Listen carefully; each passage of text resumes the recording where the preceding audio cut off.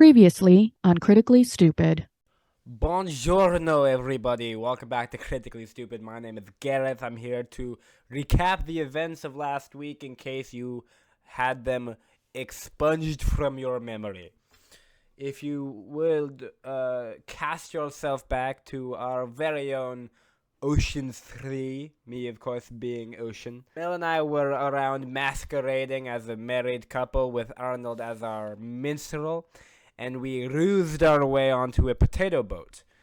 And as Arnold was singing along a sweet tune for us, we seized an opportunity to dive off the boat into the cold water beneath, and Arnold up through the porthole into the middle deck of the ship. Mel and I poked around in some toilets and successfully first try made our way into the vault, while Arnold had a little chat with a poisoning chocolatier. They kind of danced around each other awkwardly while Arnold made his way into the toilet and into the vault with us.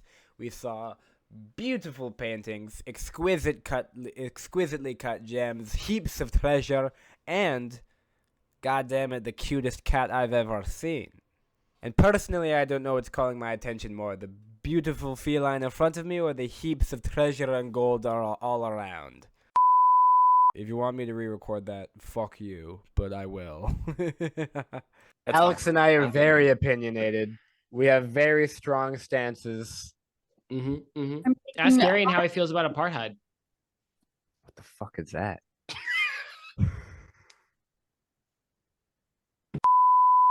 There's the moderate. Let's move on. Racism attached. Let's to move it. on. Okay, all right. We can move on here. That's from the guy who asked what apartheid I was is. literally about to make Oh, that joke. go. Does that have something to do with race? Oh, dog. Oh, big bubby. Oh, let me Google something. Yeah, wait. Everybody shut up. Ask Siri what apartheid is. I'm not gonna ask Siri. I think I'll just do it normally. Come on, I need it for content. Let's see here. I mean, I know public schools are bad. Oh God! It's just segregation, but in French.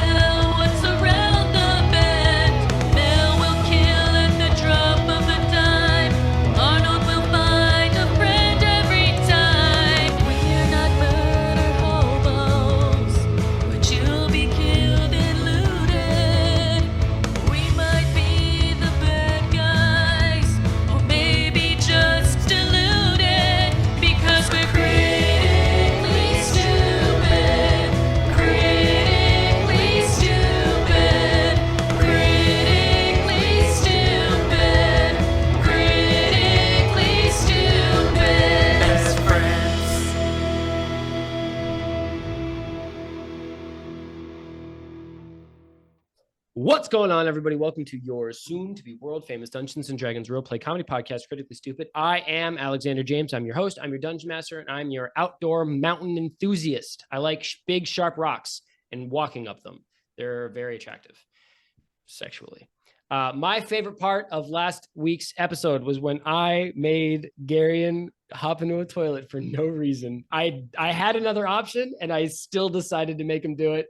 And I do not regret it in the slightest. Let's throw it over to my main man, the big gator himself, Anthony. I'm Anthony. I play Arnold the Bard. My favorite part of last episode was Arnold knowing that he was recognized by a person and finding a way to just kind of like get through it. I was like, you know what? This isn't so bad. I thought, because I was kind of panicking as a person for a moment where I was like, I'm going to ruin this whole game. Everyone's screwed. I was like, what's the whole point? What's the point? And then I was like, oh wait, that guy was doing some underhanded crap, and I was involved. So I have this on him, and it was that made me happy. So, Diana. Hi, my name is Diana. I play Mel. I also have the Wolf Pup, Joshua Patrick, Josh Pat J. Peasy. Speaking of Josh Pat, we are defeating the Jets. I'm sorry, Anthony, but I'm not actually sorry. My favorite part of last episode was probably. Bring it down. We're good. I'm gonna go with Mel having to pretend that she was in love with Gareth. Couldn't have been that hard. I bought it for sure. You were like, we are so in love. Yeah, that's how very in love we are. Did everyone go yet? Gary. My name is Vengeance. I play Gareth the Rogue, and I like to fuck rocks.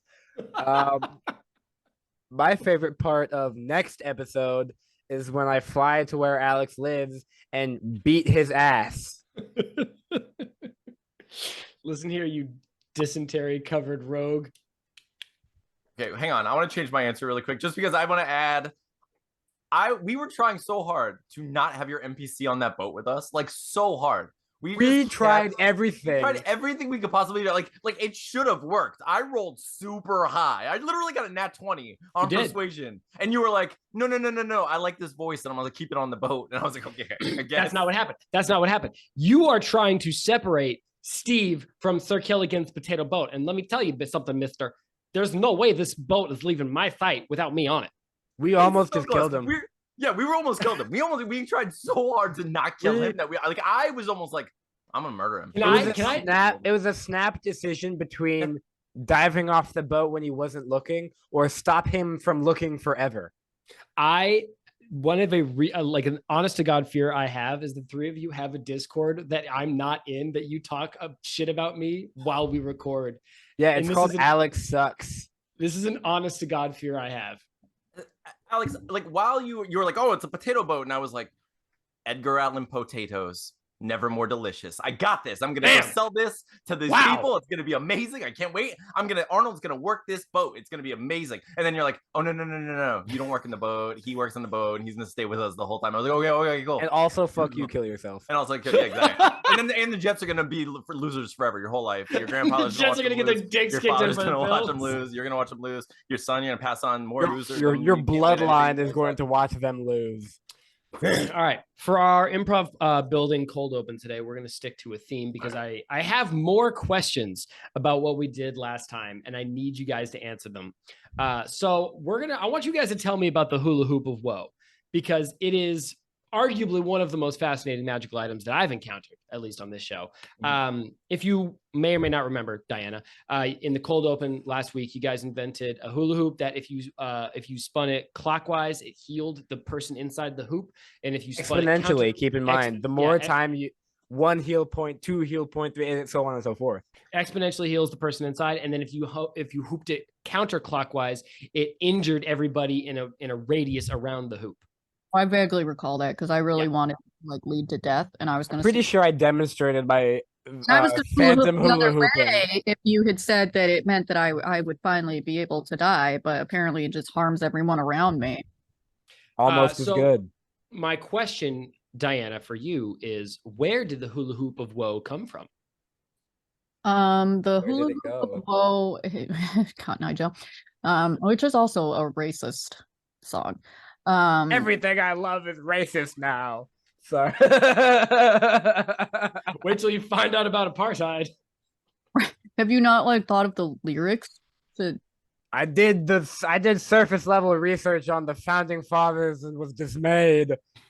Too. Oh, George Washington. Okay, so the hula hoop of woe it has mysterious origins. There's actually a lot of different rumors out there, a lot of stories, a lot of fantastical things. Some people say that it has always been, and others have said that it was made by a wizard. So nobody really 100% knows. But they do know that it was last discovered in a cave that a Okay. wizard was living in. So that's why some people think that he made it, but others think that he just kind of found it. The hula hoop won't share. It won't say where it's from. It kind of likes the mystery. So Okay. All right. So it was found in a cave that a wizard was living in. We are going to delve a little bit into its genesis because Anthony, who crafted its terrible power? Ooh. We're getting a glimpse into this Okay. hoop's history. Okay. So it's it's a teenage sorcerer Mhm. named Azerfroth the hippiest. That's his name. Mhm, The mhm. Yeah. hippiest. The hippiest. That's his name. Azerfroth the hippiest. And that's who did it. He was a teenage wizard. He was a teenager who loved moving his hips, but he hated those around him. That's just Oh yeah. my entire adolescence, Garion, for that matter. for whom was the hula hoop of woe created? Who commissioned this piece? Who inspired Azerfroth the hippiest to create this terrible weapon / miracle? You know what? At risk of sounding boring, Azeroth himself did come up with the idea and was struck with it like a blow upon the head. However, he created. Sorry. Do you want to hit that? Do you want to hit that one fresh without the gloating? No, I do not. All right, great. For For our audio only program, Diana's football team won and she handled it very well.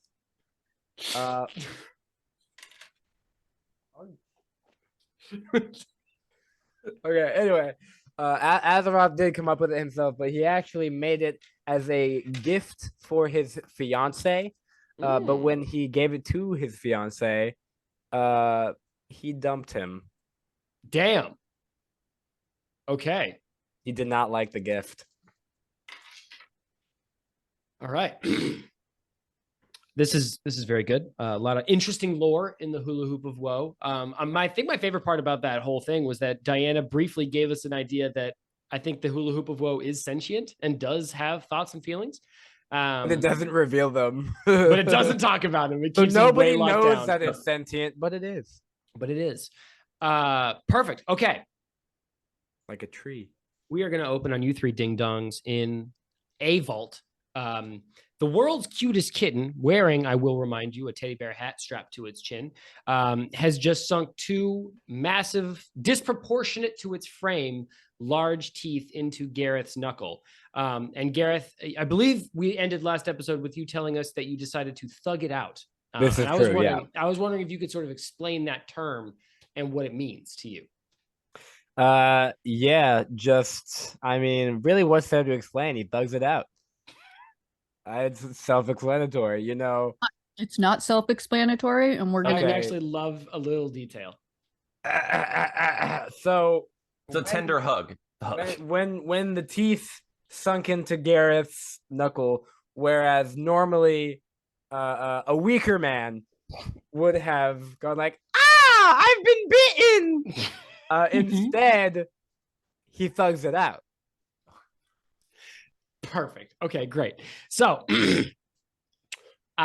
this kitten, with its teeth still fully sunk into your finger, snarls something at you that almost sounds like words. Can I ask it very politely why it bit me? I assume you want it as some sort of character voice. I would love that in a character voice. Yes, I would find that delightful. Oh, that's too fucking bad. No, I'm kidding. Man. I'll take a look at the and be like, "What'd you do that for?"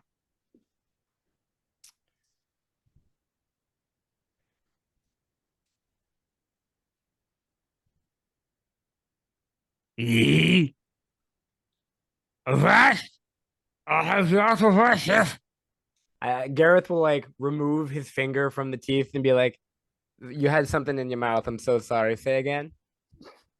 Okay. You pull your finger out of his mouth, Gareth, and you see two big holes in your finger where his teeth went. But actually, as soon as your finger like breaks the barrier of his mouth, they disappear almost like they were immaterial. And The holes or the teeth? The teeth. Okay. It's just back to a regular cute kitten smile. Very cute. Again, I cannot overemphasize how cute this kitten is. Scale of It's a 1 to Josh Pat, where's this kitten from? He's like a Josh Pat level cute. Like he is. Oh. He's like a tortie, but he's like a little guy, like a 3-week-old tortoiseshell kitten, big green eyes, little teddy bear hat strapped to his. I mean, Josh Pat could have a little teddy bear hat if God felt like giving Yeah, him but one. also you have to keep in mind that the kitten is gently kneading the pedestal it's on, like it's making biscuits. Yeah. So I mean, it's pretty fucking cute. Also, I could give Josh Pat a hat, but I didn't. This kitten has one. Everything's not for you. So this kitten, what did you ask me, Gareth? I fully lost the plot. I just said that it had something in its mouth and asked it to repeat itself. Oh, it says, "Yee, I'll have thee off my ship, lad." That is not the voice I was expecting an adorable kitten in a teddy bear hat to have. That's fine. You know, you can't judge a book by its cover. It needs the pillow in front of its form and keeps making biscuits. And actually, it lets out a little meow. I mean, fuck. All right. We mean ye no harm. We are okay. Above table. What the fuck are we doing in this vault? We're You looking for are- something. We're looking for the shard to Oh, attune. was it on the- It's wearing it around its neck, right? Cool. Fuck yeah, boys. All right. Diana. No problem at all. We actually were only passing through. Quick question: would you want to come with us?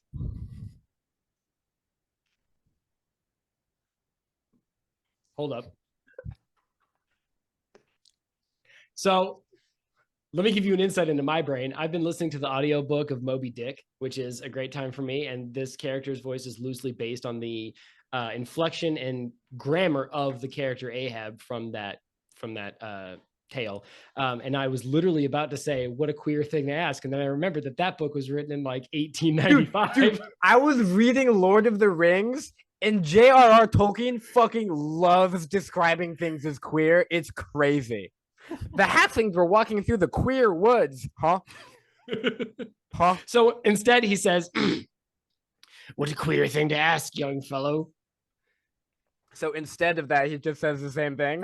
Same thing? Okay, that's fine. That's fine. Whatever. Awfully queer of you to ask. Awfully gay of you. What a gay thing to ask. All right. Wait, you're gay? The wedding's off. No! Okay, I think Gareth would detect the archaic form of speech and respond thusly. Okay. And he gets down on one knee, all dramatic like, and goes, "O ancient and beloved, we would be honored for thine holy presence to bestow upon our lowly tavern as some sort of profited guardian of sorts."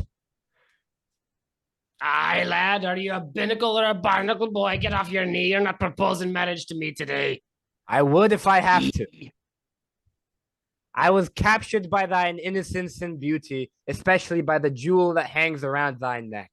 Speak not to Shar-Ahab, demon of the sea, thusly. I am a fearsome captain, and this form is but a prison of mine eternal flesh. Ah, happens to the best of us. Gareth drops the speech. Yeah, happens to the best. I was also trapped in a prison of flesh before I was born. I thought you were going to make a sex joke, and I was going to laugh really hard at it. Alas, you can laugh really hard at that one instead. Meanest thou to get this prism of woe off my neck? Well, friend, that largely depends on what will happen when I do so. It would give me great pleasure to take it off because, as ye can see, it has trapped me, the form of Shar-Ahab, demon of the sea, pirate of the dreaded Trunculus, into this form. There it is. That's the energy you need to bring into name creation. You see how little time it took him to think about it? Rip it and go. You think you saw that half-second Trunculus? That's it. He nailed it. Perfect form. Sorry, continue. Oh, there No, are that's it. some skills Okay. not meant for me. Well, now, tell me, Sir Ahab, if I may call you so. when we Captain. Captain Ahab, actually. Captain Captain. Shar-Ahab, Demon of the Sea. You has to say the full title. I will shorten it to Captain. Now, Captain. Nay, fiend. And the kitten meows and makes biscuits a little bit more fiercely. I hate. You'll see the sea and you'll say the full tune. All right.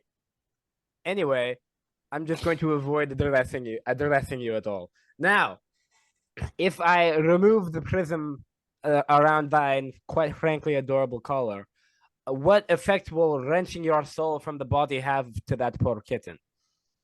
I know not. Captain Shar-Ahab, Demon of the Sea and Captain of the Trunculus, has been trapped in this form for time immemorial.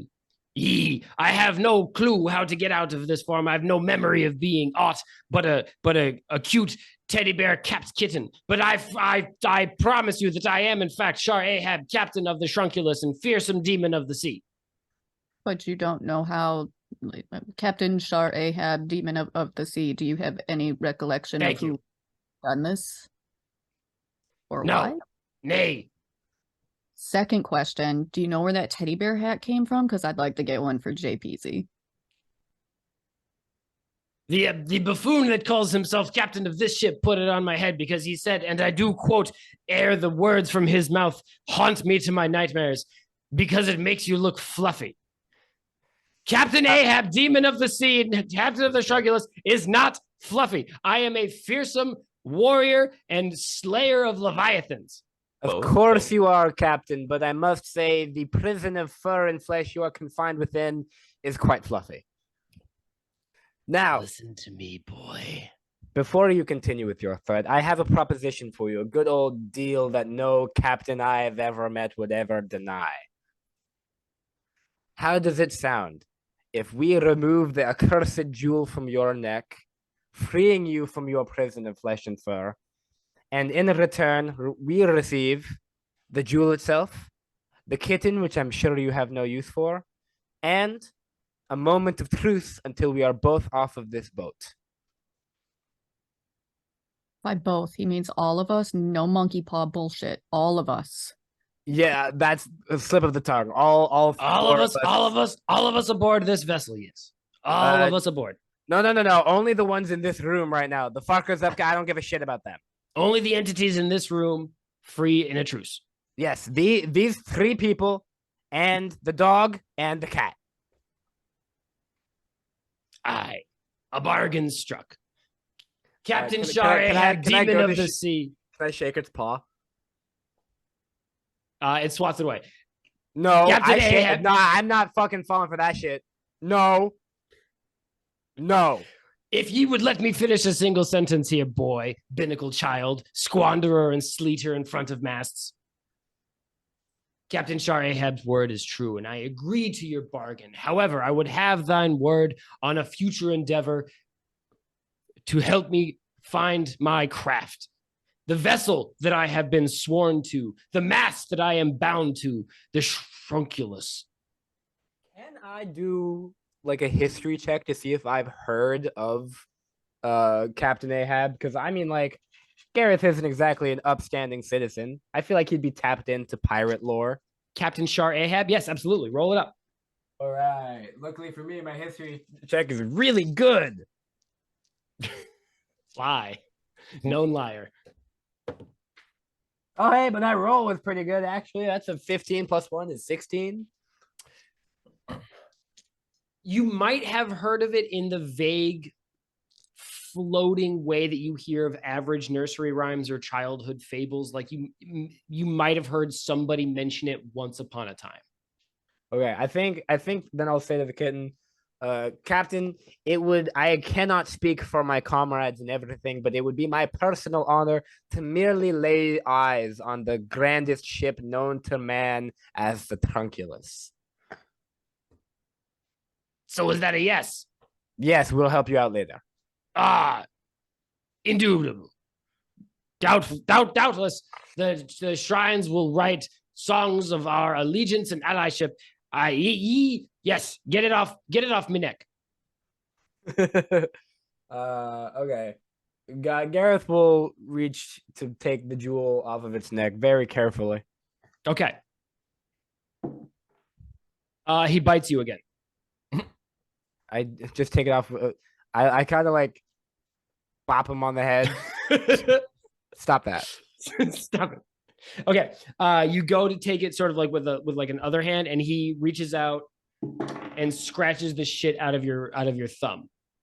Now I hate Take to it. be. Take it off my neck, boy. Take it. I'm trying really hard. Are you having some sort of muscle spasm? I'm not sure what you're talking about. Quit pussyfooting around and take it off my neck. All right, I'm gonna be honest. Kittens are small. Gareth kind of just grabs it by the rib cage and picks it up so it can't like swing its arms around, and then just takes its necklace off that way. Okay. As you are doing that, I think right as you like grab this kitten amidships, there is sort of like a soft snicket, like a snicket sound. Snicket, just like that. Okay, is that what it sounds like? That's what it sounds like, actually. Cool. Yeah, proof is in the pudding. Snicket. And you hear a voice speaking idly to itself saying, This is no laughing matter, Shar-Ahab. I really think they've and you look, and walking out of a door that you had not noticed is tucked behind sort of like a pile of loot is Captain Davil Starsong. Not where he is currently pantsless and is clutching what appears to be an ice pack to his. Is he underpantsless?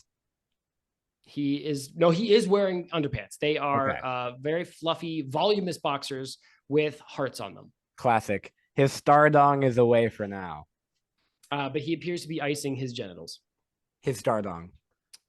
And he says, What in God's name could you possibly need from me now? Can you please put the guardian of my vault and worldly goods down? Dude, I'm going to be so honest. You really should have picked a less cute guardian. I've never approached anything with more vigor and enthusiasm than I did this kitten. I bet. I don't like the implications, friend. I'm just saying you don't look like you. Never mind. I'm just saying you don't look like you fuck humans, all right? I'll say it. Mel, he looks at you, utter disappointment suffusing his features, and says, Where are your 3 rapscallion fiends? Are they hiding around a corner, perhaps to fucking speed bag my 3 reps. testicles? He's talking about don't make it weird. Oh. I'm not actually sure because we only had them for 2 episodes, so I'm That's not somehow not knowing where episodes. they are. What are you talking about? Are we in a podcast? What? Somehow not knowing where they are fills me with more dread than I felt before. Yeah, I'm gonna be honest. We were with them, and then they sort of just like They kind of just disappeared. Now that you pointed out, we probably should make sure they're okay. We'll do that later. Yeah, we don't even know if they're existing anymore. They just kind of evaporated in the bath of golden light. I'm told What? like becoming as Okay, let me break it down for you, David. Dave, continue. That's what I said, David. Now, one of them, the small one, was injured. And if you Mhm. remember, there was a big furry one. And the small one was like, help me. And so the furry one went and gave him a big old hug. And then the other one. Sorry, a hug? Yeah, it's when you embrace somebody with your arms. I'm sure familiar with the prognosis of what a hug is. Oh, okay. Well, that was confusing. They hugged. I assume it was some sort of healing ritual. And then also the one with metal glowing snakes for arms joined in, and then they all and hook me up to a lie detector. That is exactly what happened. The one with glowing metal what? Okay, so she put on magic rings and then immediately malformed into a hot molten metal snake arm. That would be okay. So that explains what happened to Rickard. Actually, no, it doesn't. Rickard is totally fine. Last I heard, he just took the day early to go surprise his wife, who just got out of chemo, with some flowers. remission.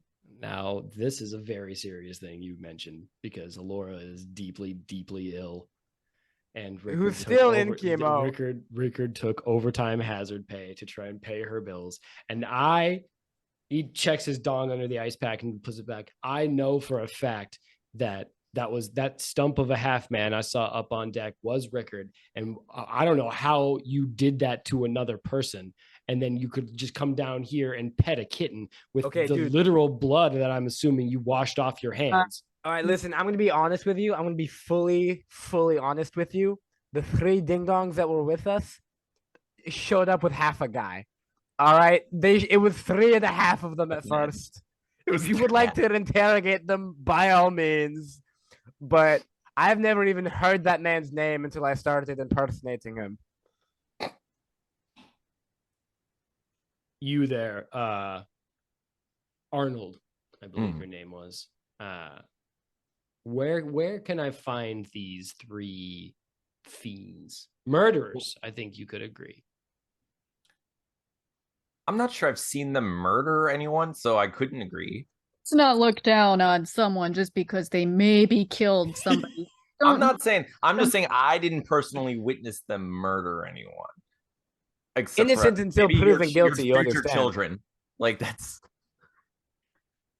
I mean, you saw them come up out of the water with half of Rickard the same way I did, no? Well, what I'm seeing you come out of the back room without your pants on, and I'm not making any assumptions.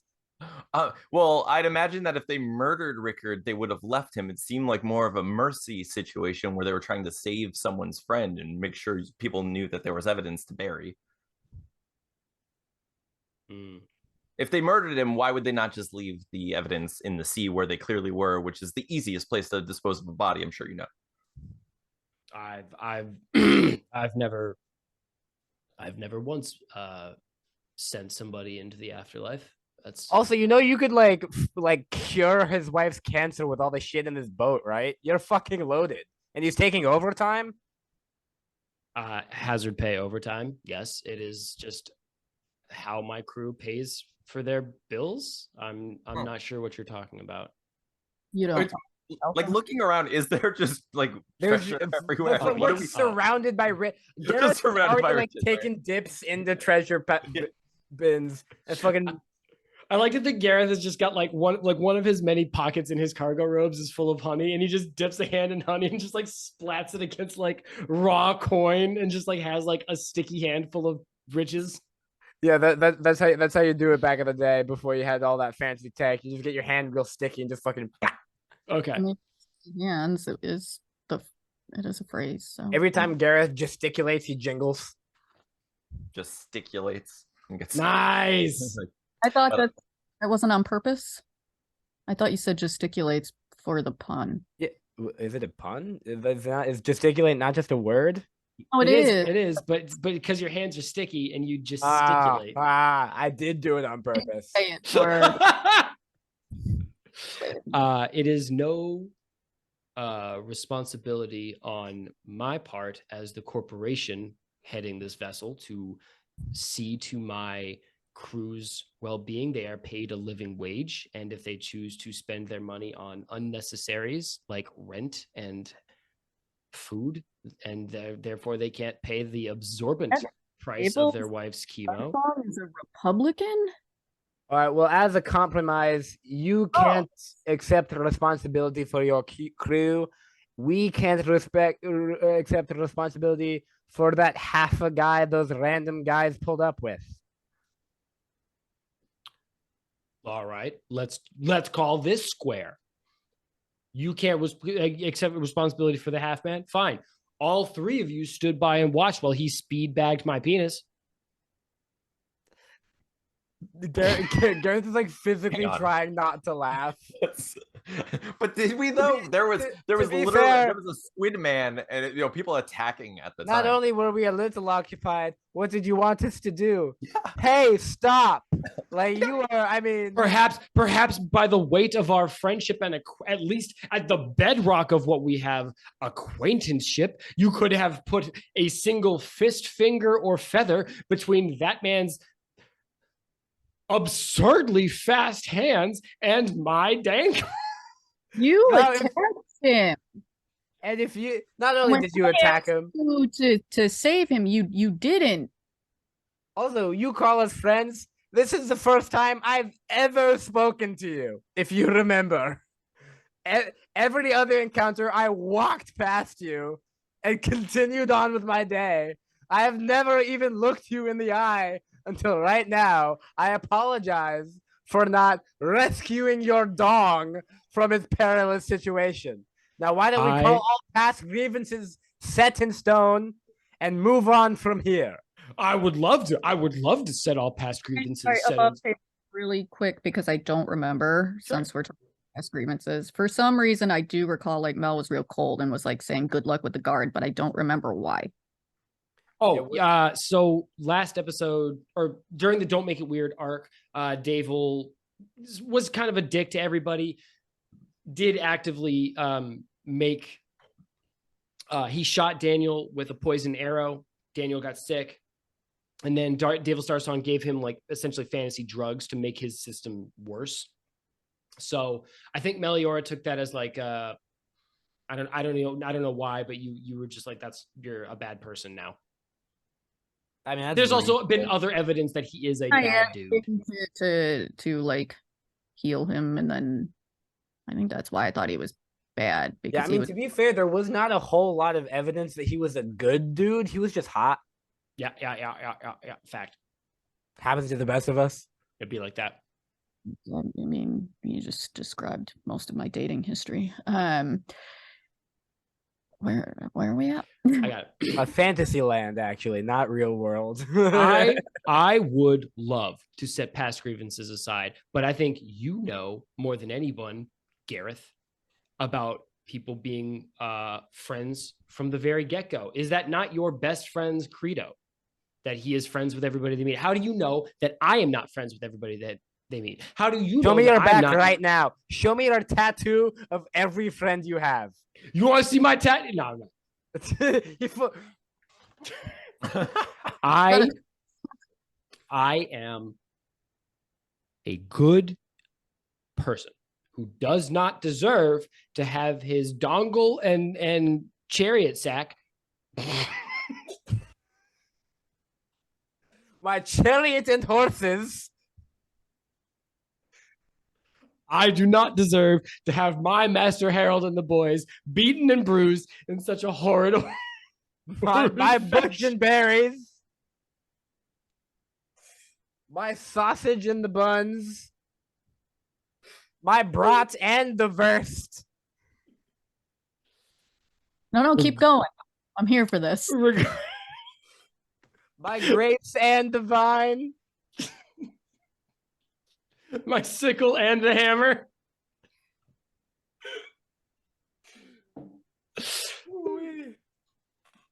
My rose and the leche. All right. I have been humiliated today. This has been a dark day on the doorstep of Devil Star Song, and I will have to fire my entire crew because they saw my embarrassment. Alora is even Rickard. Sorry. Rickard is super fired, and his wife is going to die. We all die eventually. Of chemo, not of cancer. It's the chemotherapy that's gonna do her in. I actually did get a letter from the doctors today saying the chemo was getting a little dangerous and they needed extra money to make it good. And I said no, because I had just had my dong beaten in and I was having a real rough afternoon. You know what? Would make you feel better. You should raise the rent for single mothers. Right. Regardless, the three of you and your little dog too need to turn around and get the hell out of my ship because I have had just about enough of you today. Put my cat down and get out. No. You are so obnoxious, Meliora. Okay, listen. I've held it together for about as long as I could, but like, yeah, you're really cool. You're really mysterious. Oh, you like to kill Arnold people. Punches him in the face. Oh shit. Okay, roll it up, Arnold. Fuck yeah. Defend my honor. Hell yeah. Oh, he is actively doing this. God, I'm such a piss poor husband. What am I doing? Why am You're I holding a kitten while some dude besmirches your wife. To be fair, I mean, you're gay, so I kind of get it. that sounded so personal. Like earlier. I got. To be fair, Gareth canonically is not gay, but just like to be fair, you're gay. All right, That sounds Anthony. like something me and my Right, boys okay, in so high school would have said I've- to each other. Okay, so I rolled 18. 18 hits. Arnold, for your barehanded strike, I think you're looking at a D4 flat, bro. Sorry. Yeah, it's not okay. That's fine. Do you have an unarmed strike on your sheet? I don't know. It says crossbow / hand. Is that's different? No, Those are that's a hand crossbow. I- It's a my- different thing. I got you. Okay, I cool. don't know if it's at all similar, but my unarmed strike bonus is +3. I don't know if that's the same for Arnold or not. It's gonna be a D4 plus your strength modifier. Oh, I got you. Okay, cool. So I got a 3 total. Okay. You hit his. It's not a very charismatic strike in that it's not gonna end up on any ESPN highlight. You know, you catch like some of his cheek, and then your fist like skitters up and catches the edge of his much nose. like the Jets. I just can't Yeah. seem to do it. Oh, dang, no, it's cool. It's Thinking cool. that, but I wasn't gonna say it. I knew you were. I know. It's because okay. Much like the Jets, you kind of beef this one, but Yeah. you do surprise him enough that his blistering Penis. monologue of Sorry. anger against Mel stops to a fumbling stutter, and he sort of goes like, "You, what?" While he's distracted, can I sleight of hand put the kitten in one of my various pockets and like hide it? I mean, you can roll it. Fuck yeah, dude, roll it up. Oh yeah, dude. Fuck yeah, dude. God damn it, if that's not one of the 2 modifiers I have, that's pretty good. Shit, hold on. That hit the wire. I gotta reroll that. Okay. That is. That's a nat 20, motherfucker. Yes. Okay. and thumbnail face. Hold it for a few seconds so you got it there. Okay. You tuck Captain Shar-Ahab, Demon of the Sea, into one pocket, and you hear like a "Ye will not have me suffocated thus." Yeah, it's like a zipper pocket, so it's like swoop. Yeah, you just zip it up. So you've got him in there. Well done. He is like fighting it though, Gareth. So like you've got an angry kitten in that pocket. That's fine. Is that an angry kitten in your pocket, or are you happy to see me? Don't you hate it when your penis is like Okay. That was the best. While Arnold, while Devil Starsong is sort of like mentally reeling from your punch because it was not physically that aggressive a punch, though you did defend Lady Melior's honor. A strike hits the side of this vault and echoes like a drum through the whole thing, loud and reverberating. Well, that sounds like a cue to get the fuck out of here, Arnold, unless you have anything further to say to Mr. Stardong. Did everything? So like when that happened, was there like a jostling at all? Yeah, there was a jostling, and like a couple of the riches off the wall sort of like slid, and there's like a small chest of loose diamonds that sort of like fell in a cavalcade across And they the never floor. hit the ground. Every single one of them. Okay. Oh, I was gonna say, so when that happens, I want to kind of like fake throw myself at the ground for the sake of my friend who loves treasure, Like a soccer player. like a Okay. yeah, or basketball, or most sports. All right, Arnold, there are a number of things around you as you fall to sort of reach for. Okay. There is a gilded picture frame about like a foot by half a foot. There's what appears to be a diamond cup with glass and rubies. And there is a locket with a glittering emerald the size of a goose egg in the middle of it. I would go for the locket. It seems like the easiest to pocket. Okay. Pocket the locket. Nice. We should Okay. kiss.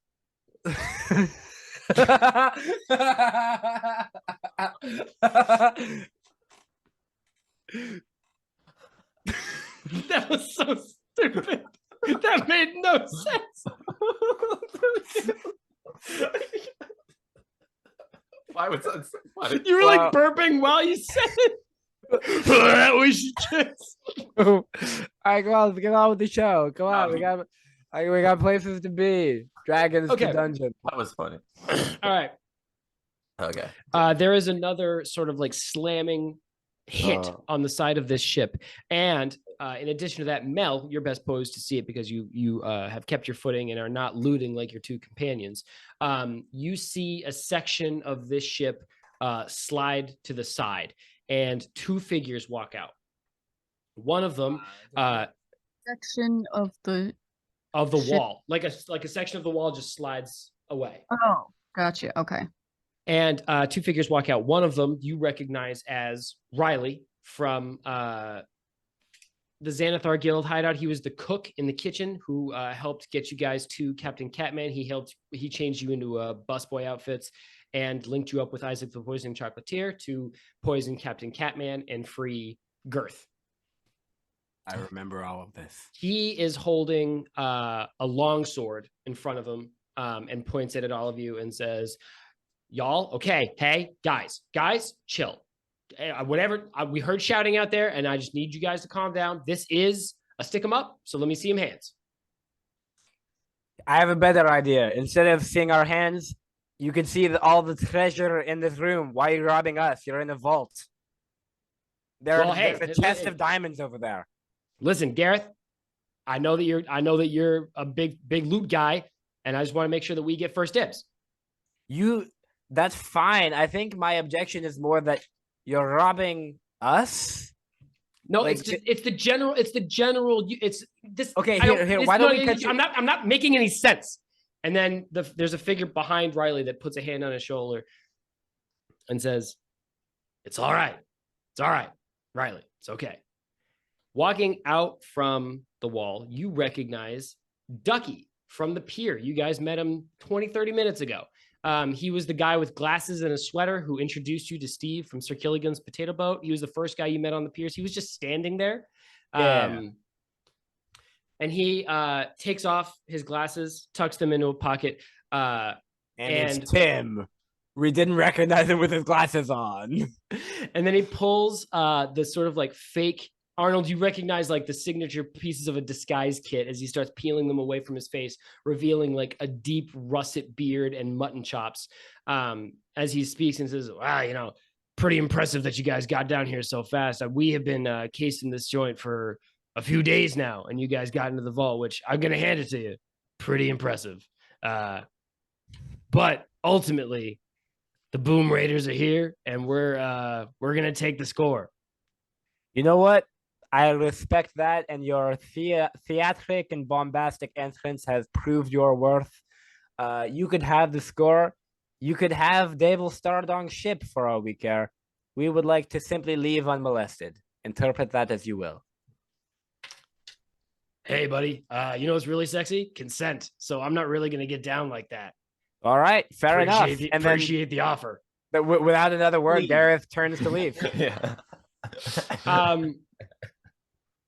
Okay. Huh.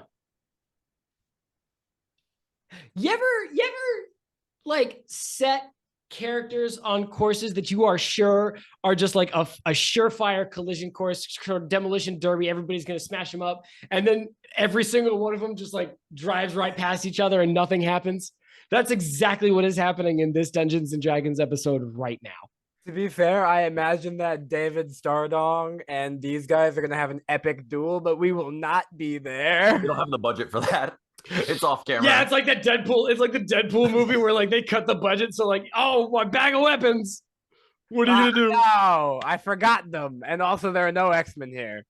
All right. How do you leave? That's my question for you guys. Because you came in through a slide. I think I'll turn to the ship that just boarded and be like, now we may be sleuths and expert at entering, but the I don't see a feasible exit. You appear to have burst through the wall. Would you excuse us as we pass by to leave the ship? Just leave it go through the wall that they came in. Gareth, roll me a persuasion. You gotta roll me a persuasion check. Just something. Somebody help me out. Sorry, it's my natural I'm real life grasping at tens persuasion. and straws here. My natural real life persuasion is doing a lot of the heavy lifting. Can the bard maybe throw a little help at him in case he Before I roll Absolutely, it, yeah. actually would be awesome. Okay, I'll do it before the roll. Yeah, you can have the inspiration, so you get a plus 1d6, right? Is that like two hit or two? No, effect? you're gonna roll that. You're gonna roll your persuasion, and then you're gonna roll an additional d6, add them together, and then tell me what you got. Okay, got it. Okay, so the D20 roll was a 19. Holy fucking shit, dude. Yeah. My persuasion is a 2, and then the D6 is only a 3. Okay, so that's a 24. All right. So what's the angle, Garion? Because like obviously you're asking this gentleman to like pass by him, but like give him a reason why. Like why should he let you off? Because let us go. You get all of the treasure you came here, and none of the bloodshed that you didn't come for. You could leave an escort with us to make sure we aren't grabbing our hands in the treasures of your ship. We wish simply but to go home because we are tired. I kind of go for like that human empathy. Mm-hmm. Do you also do like a big sleepy boy yawn where you like extend your hands and sort of like? I think I'm a little more subtle about it. I cover it. Okay. All right. Okay. I rolled a fucking 5 against that persuasion check. So Girth steps to the side and says, Riley, easy, bud. Let him go. We might have future beef with them sometime, but for right now, their problem ain't our problem.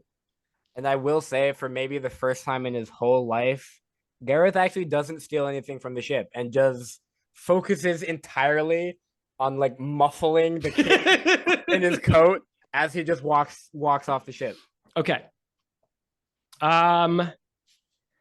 P-break? I'm gonna take one last swing here. Arnold, as you walk past the door. Okay.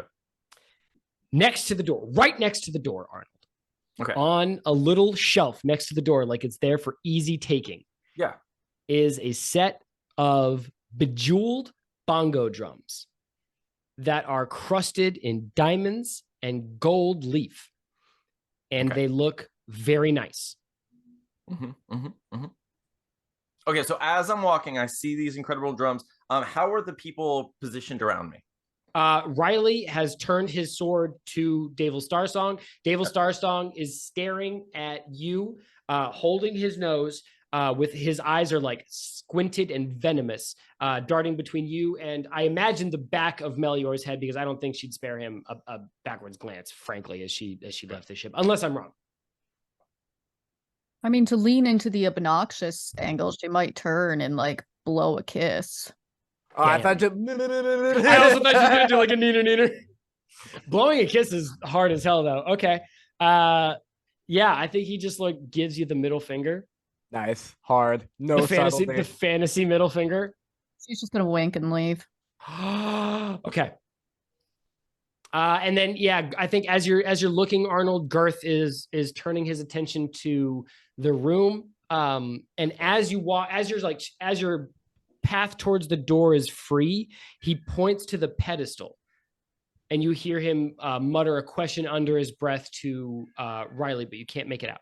Gareth does Gareth hear the muttering at all? I don't think so, Gareth. I think you're like through the doorway, unless Arnold says something to you. And so I notice him pointing to the pedestal, and that's where those drums are. No, the pedestal that the cat came from. Oh, the cat came from. Gotcha. The bongos are right next to the door. You're walking right past them. Okay. I mean, I figure I'm already stealing for Gareth's sake, and I see these incredible bongos. I am a musician, and I think that they're pretty tempting. But I want to kill your story, so I just walk right past. No, I'm kidding. I'm not gonna do it to you.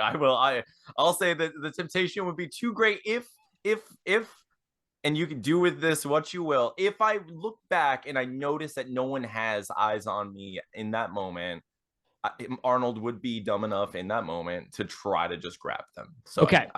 Mel wants to kill the story and turn around and be like, Arnold, are you coming? Yeah, Gareth also wants to kill the cut Arnold's hands off. Okay, Arnold, make me a sleight of hand check, please. As Mel turns and says, Arnold, are you coming? I think that's really funny. All right, let's see. Come on. Oh God. All right, I got a 7. Okay. Dude, I could have rolled higher than that if I rolled a nat 1. I want you Arnold, to know that. You grab this set of bongo drums and just the edge of the frame taps against there's a diamond chalice stacked on like a pile of gemstones, and the edge of this frame as you pick it off the shelves tuts against this chalice and sends it cascading to the floor in a loud chiming sound. Gareth whips around and goes through all 5 stages of grief within an instant. Can you actually give me that for the camera, Gary? No, Really I'm quick? not that good an actor. All right, fair enough. All right. Let's pause in a bubble of time. If we're pausing, can we pee? Because I have to really badly, but we can wait like when you're done explaining what you're about to. No, we can take a pee break. That's fine. Oh, thank God. Okay.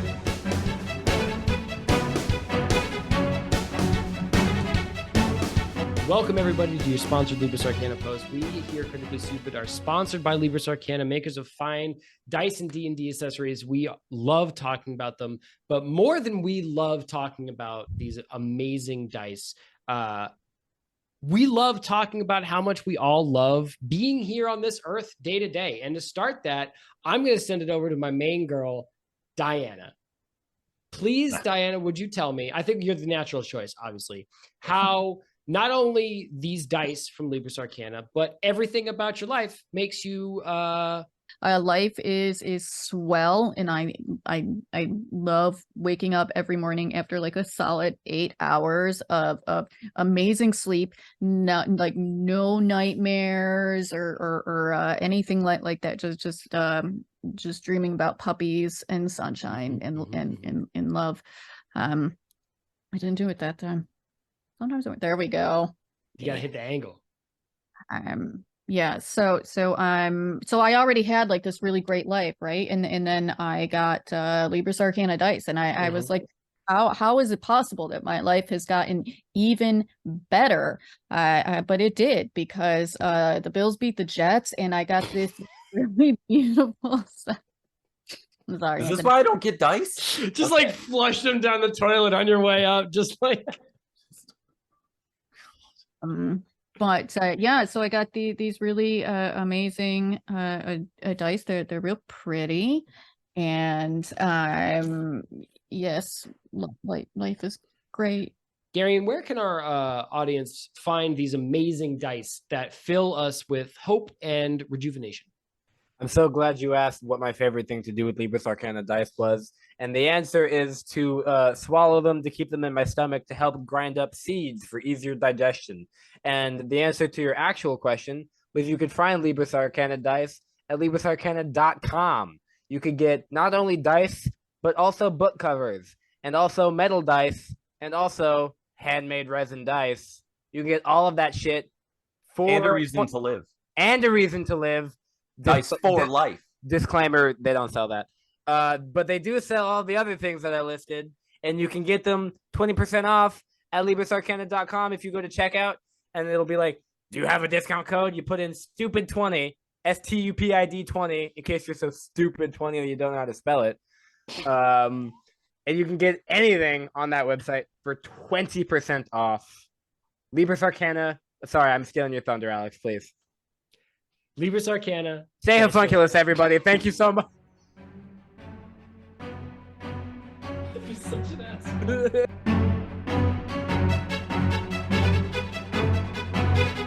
What's going on, everybody? Welcome back to the show. We have all peed. We feel great. Everybody's got a fresh beverage. Dianna did pee and also feels great. Don't let her lie to you. All right. So so much. While we are held in this bubble of time, Gareth, I think you walk through this doorway into like a very elegant cabin stateroom. There's a big imposing desk, a big bay window that looks out over the glittering lights of Waterdeep Harbor. There is a swashbuckling captain's outfit on a wooden mannequin stand, and you hear and turn to see your best friend Arnold impulsively reach out and bang a set of bongo drums against a door frame, ruining your bargained, agreed upon exit. So in A bunch of stuff fall. I'm sorry. Yes, so this is all part of the bubble of time. Mel, you also hear all this. You see all the stuff that Garion sees in this cabin. Arnold, you send a cascade of coins and gemstones glissading to the ground in the glittering rain.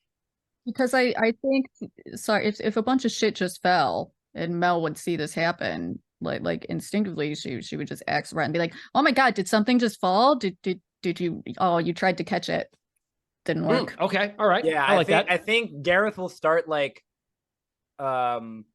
his first instinct, he'll like bend down to help like pick up the jewels and such, but then he'll stop halfway and be like, I know I have a reputation for being sticky-fingered. Do you want assistance putting all of this merchandise back on your shelves? So let's do this, because a couple of things are going to happen here. I like, because Mel, I see you right in front of Arnold, so like you can turn and make like an exclamation, like, "What did you do?" Sort of like trying to imply like surprise or an accident.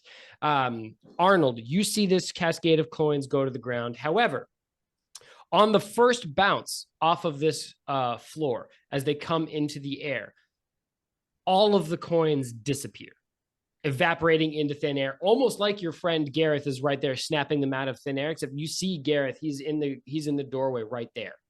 And this evaporation trick carries up this passage of coins against the wall, and then suddenly the chalice that was standing on top of these coins is gone. And then this stack of artwork next to these gems and coins are gone. And with a wave of Seussian packing of boxes, the riches around this room start folding into themselves and disappearing one at a time. Gareth sighs like quietly to himself and then makes eye contact with both Arnold and Mel before fully dead sprinting out of where he is. Okay. So Gareth just fucking takes off through this cabin. There's like a door. She's gonna grab onto Arnold like on a sleeve or something and Like a mother grabbing his ear.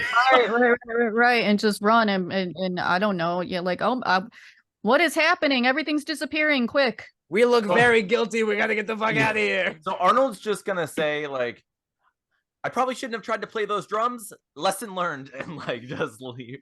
Do you take the bongos or do you leave the bongos, Arnold? I assume the bongos, do they not also fold in on themselves and Yeah, disappear? it wasn't. No, the bongos stay legit. Just I mean, fucking Mel is use actually them. pulling I'm him. just gonna take. I mean, at this point, I'm gonna be like, fine, and I'm just gonna grab them and go. I might as well. What Okay. else are we doing with our lives? Dying one day at a time. You know what I mean? I gotta pick up my glasses off the ground. Hold on. All right, so you all sprint through the ship. Scenes of chaos as there are shouts of alarm and anger coming from behind you. You pass several sailors in the halls who look at you with like a muted question in their eyes, but you guys are sprinting past them too fast to see. You hit a staircase and you get to the top deck, and there are soldiers from the city guard there who are looking at you like, what the fuck? You see the strewn about ruins of a deck recently in chaos. There are broken boxes and guards who have like dropped their pikes. There are there are people like helping each other off the decks. If you remember last episode, Arnold cast Major Illusion and had a giant fake Ursula Floxen clamber up the side of the ship as a distraction. So you are just popping up onto the deck in the aftermath of that. But you see a familiar pink mohawked dwarf standing across the deck, catch you as you guys pop up out of this staircase.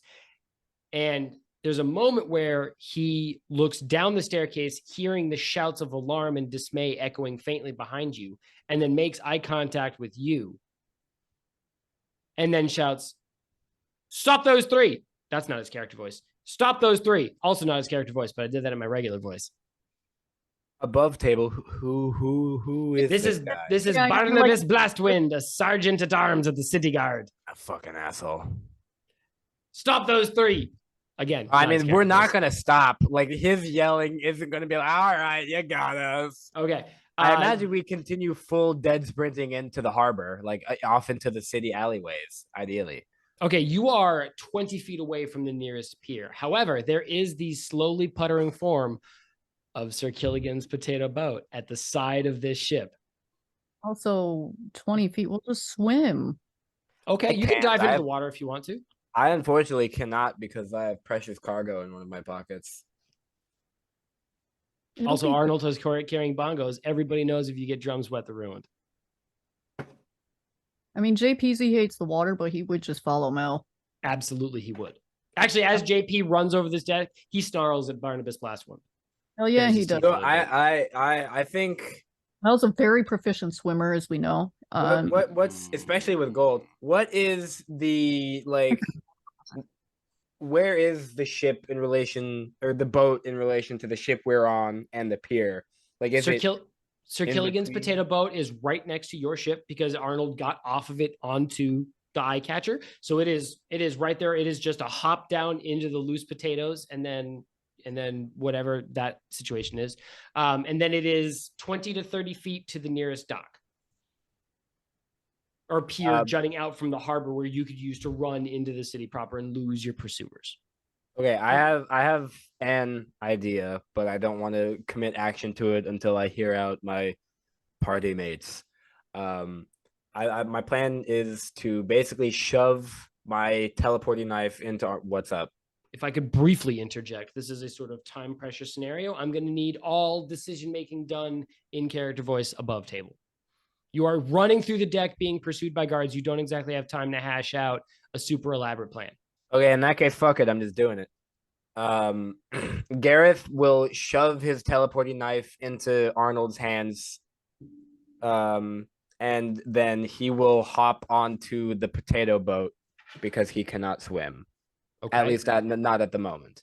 Arnold, the rogue shoves a blade into your hands. Handle side first. Don't roll for that. Sure. You don't take any damage because I rolled a 6 on bad things happening to Arnold chart. You have a chart. And then he jumps into the potato boat. What do you do?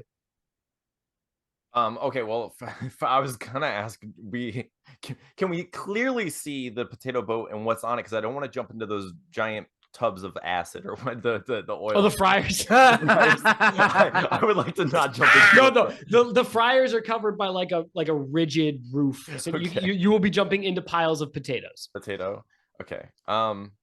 So yeah, I'm just gonna follow anyway. I'm gonna hold the knife because I don't know the plan, and I'm just gonna, I would just be like, "Oh, thank you," and I just, Thanks for the gift. But I appreciate it. All right, I Mel, what also about so I'm gonna say like I also have something for you, and I, like you? You give me the goddamn bongo drums, I'm gonna lose my mind. All right, Mel, your two compatriots fumble into each other's hands and then jump into the potato boat. Oh, she's halfway fucking there. Her and JP jumped off that fucking boat. We're swimming. Okay, bet. me. I am gonna say that JP does hop onto your back and ride you because he does hate the water a lot, but it's very cute. He Adorable. sits on your shoulders and sort of like motions to like help you figure out where to go. Yeah. That's Like fine. a backpack. Okay, so Mel is swimming. Should have given me. Sir Killigan pops up from his fryers, and Arnold, you can see he's got like 4 baskets a going, and he's got like a ticket rail full of tickets, and he says, "Oh, hey, what's going on, guys? I am doing a rigorous trade here. You will not imagine. I mean, Bongo, we gotta get the fuck out of here. Gareth cuts him off. what? We gotta get the fuck out of here. My wife dumped me. We gotta go. Oh my God, that's the horriblest thing I've ever heard. Do you want to talk about it over poutine? As long as we're moving, go. Let's go. Arnold, help him on the fryers. So yeah, Arnold helps out like however we can to move the boat more quickly. Okay. Steve of Sir Killigan's potato boat launches himself like a little gnome-shaped rocket to the pilot chair and starts like heaving on like sticks and gears, and then also starts Random shouting switches. instructions to you to like finish the potato orders. Like he Yeah, goes I like into to I like to imagine. I'm sorry to interrupt with my own bit here, but you know how like normal pirate boats and sailboats just like furl the sail, hoist the whatever. In this case, it's just fry the potatoes. yeah, he Stop like frying the potatoes. he throws it into first, and you guys like drift into the water, and then he says, okay, so you're gonna take the first basket, that's gonna be the cheese curds and the gravy, and you're gonna toss them with the duck fat salt, not the regular salt. And he sort of just like assails you with this like litany of orders. I like to imagine I have like I put on like You put on like the hairnet. yeah, like a hairnet, and I have like Mage Hand doing all the other Nice. stuff, and I'm trying my best. Okay, so let's wrap this scene. I see it as like a fade to black as Sir Killigan's potato boat fucking launches into the water of the harbor. And then there's like a gently floating trail of potato boats filled with fries and curds and biscuits floating on the water in your wake as you guys head into the moonlit night. Hell yeah. Okay. Are we like smash cutting the troll skull or what?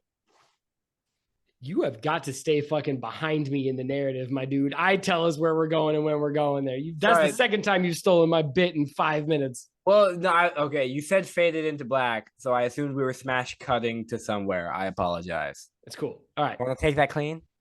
I do actually. Thank you so much. Smash cut. Troll skull.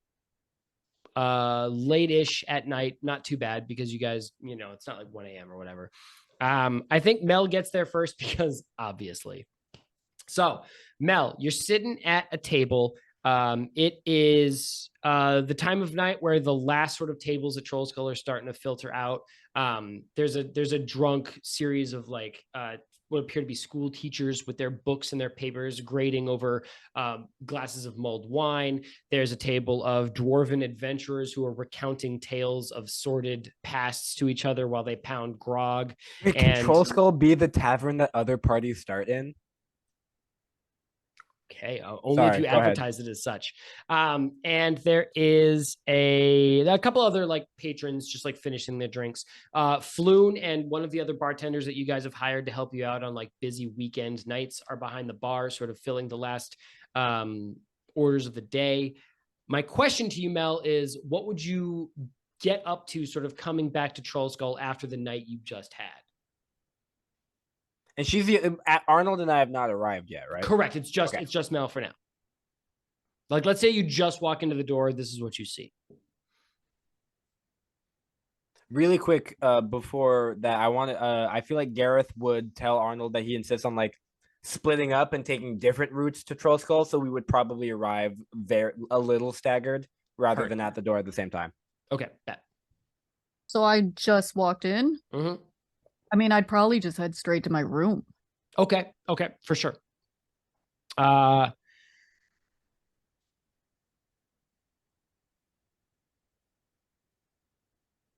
He's rebooting. Buffering. It'd be like that. Sorry. I really want the windows like Fucking blue screen I on my want face. the, I wanted the Apple, the little The little loading wheel.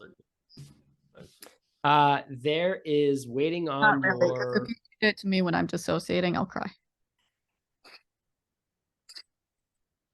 No, it only goes one way. Sorry, it's like police mirrors. Just like Alex, Garion, and Anthony trading jokes, and just Diana just like staring into the middle distance with a loading wheel. Woo, okay. Waiting on your pillow, Mel, is a little folded origami crane that is gently fluttering its wings, sort of like flying in lazy figure eights over your pillow. I mean, that's adorbs. Pretty cute. Yeah. I mean, I would go up to said crane. You unfold it, it's just a dick. You Like, is it just floating, or can I walk up to it? Can I grab it? Can I? You walk up to it, and I think you like extend your hand, and like a bird from one of those old school Disney cartoons, it flutters into your palm and then like unfolds itself in a splatter of blood and bones. It really blows up. No, it's just yeah, it's I like a wouldn't wet call that splat. cute, but if it unfolds itself, then Yeah. can I It read it? is a message from Captain Davil Starsong, written at some point in the evening. Probably before his dick got pummeled. Yeah, I mean, if Pause. want it to be like the best quality. And it says, in a sharp, hastily written hand, I understand that you did what you did for reasons I can't imagine. I hope we have a chance at whatever I felt earlier. I am going to hide myself away for a little bit and take care of some business, but I hope to see you again. And I hope nothing bad happens to my vault, because I would be really, really sad and upset if that happened. really. Anyway, sad. I heard the guardian of my vault just yawn just now, so I'll send this message and go see what's happening out there. But hope to see you again. I sure hope there aren't any assholes in my vault talking to my guardian. God, that'd be so annoying. Anyway, see you later. Okay. Would you stay up there all night, Mel, or would you, armed now with your new knowledge of like your distrust of Floon, would you come back down to keep an eye on things? Or at least like watch the door for your two missing companions. Oh no, she doesn't give a fuck. Don't pretend. Don't fake like she gives a fuck about you. Like, I mean, no, I guess she's a little worried about Arnold because he did try to defend her honor, even though. What about your husband? What the fuck? The cuck that was holding a kitten while some dude shouted insults at you.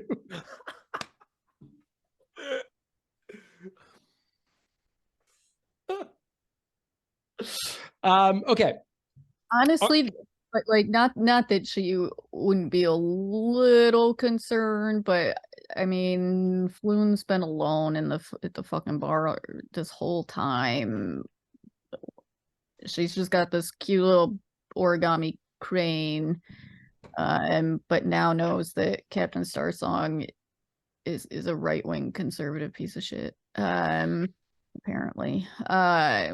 So yeah, she'd probably just stay up there with JP. Okay. Arnold, you straggle into Troll Skull. There's a table of teachers grading papers and a table of dwarven adventurers, and then Floon spitting into cups and cleaning them with a paper towel, just like Gareth taught him to. And nobody else in Troll Skull. And you are, obviously, you have to open the door to Troll Skull with an elbow because you're carrying conservatively 16 boats worth of fried potatoes with cheese curds and gravy over the top as Steve's parting gift from Sir Killigan's potato boat. So I hate to interrupt, but you just captured the moment on film of when I realized I was wearing two necklaces at once. Can't wait to watch that back in editing. So good. Arnold. Does he still have the bongos? Arnold does have the bongos. Actually, you know what? He's balancing this precipitous pyramid of fried potatoes, cheese, and gravy on a pair of gemstone-riddled gold bongos. I was going to say this. Okay, that's literally the only thing that would keep me from playing them as I made my way back to Cold Skull. So that's the only reason it hasn't happened yet. That's it. Because I was trying to think about it. I was like, we're going to have to cut back because Arnold probably would have played those bongos. No, if something's on top, if I'm balancing, I get it. It's tempting. I might try to like make a little, a dish. You're just like fucking splattering the food everywhere. Arnold would never. Arnold I respect would potatoes never. like nobody's business. Yeah, it's the food of the gods. So I as I like elbow into the door, I would I'm gonna ask Garion, would you have taken your knife back from me when we split, like as we split, or do I still have it? No, you would still have it. Okay, I wasn't sure. So what I'm gonna do is I'm gonna cast locate object, and I'm going to cast it on trying to think of like something that, well, obviously the kitten. I'm gonna do it on the kitten just because I know that Garion had the kitten. Okay, sure. You cast locate object on the kitten, and Gareth, just like really roughly, what path would you have taken through the city to lose your so-called pursuers? I think I would have deliberately taken like a long, out of the way, kind of windy route to confuse anyone. Because like as somebody who's had to flee from authorities before, it's almost like muscle memory where I'm Sure. not going to make a straight line for where I'm going. Okay. So arriving last definitely makes sense. Okay. Arnold, you catch like a familiar arcane glow from your spell resonating somewhere near the city of the dead, that sort of sprawling graveyard on the eastern side of Waterdeep near the wall. Okay, but so it's close enough for me to know that he's making his way to us, and he's Yeah, I definitely think you catch like you and Gareth would have talked at some point. Obviously, as an intern in his school of burglary about like losing pursuers. So first rule is always go to the graveyard. naturally. As long as the arcane glow isn't in the police department, I think we're good. Exactly. So okay, so in that case, I'm gonna take the knife and the bongos and everything, and just go up to my room. I'm just gonna go to my room Bet. because I want to play the bongo. I want to try it. Okay. You set these potatoes down No, in your. I eat at least half of them. Like I clear one bong. I imagine how many bongos? It's 2 bongos, right? Like It's actually 3. Is it Arnold. 3? It's a, Oh, okay. It's a base, a middle, Ooh, and then a smaller, lighter one, sort of like attached to the end. Anthony, you don't even know it, but you just made a crazy Attack on Titan reference. So you eat, I'm going to say like 3.5 pounds worth of fried potato, cheese curd, and gravy. And then you gently tap the edges of these bongos, just sort of in like a testing, like just to catch a glimpse of the rhythm. Mhm. And as you touch the edges of the base bongo, it starts raining out of nowhere outside. Like you hear this sudden like tap, tap, tap of your fingers resonate on the slate roof above your bedroom as it starts to rain. And then as you tap the second one, you feel like the strong surge of wind outside your window as the wind picks up. And then you tap the last bongo, and some of the rain turns to hail and starts like pelting the roof outside. All right, so Arnold's like, yeah, so Gareth is out in the hail, like, what the fuck, man? and Arnold's just like, I can't hear these bongos over the storm. And Okay. Waterdeep gets hit with the first ever recorded tsunami. Okay, Gareth, you straggle into the doors, and the tap room is empty. Real quick, if it matters at all, Gareth would come through a window. Okay, you come through a window in the tap room, and So the can tap room is empty. No customers, no guests or anything, no Floon. Floon is standing behind the bar, spitting in the cups and wiping them with a towel. I think first of all, Gareth has fun like startling Floon when he doesn't know he's there. Oh, he does not notice you come in at all. Yeah. Gareth will just go, no welcoming party. Holy shit! Hey, bro. Hey, bro, Gareth, you scared the tits off me, bro. Every time, man. You get me every time. What's up, man? All right, good to see you. Clock out. You're good. Do you want me to keep spitting these cups or what?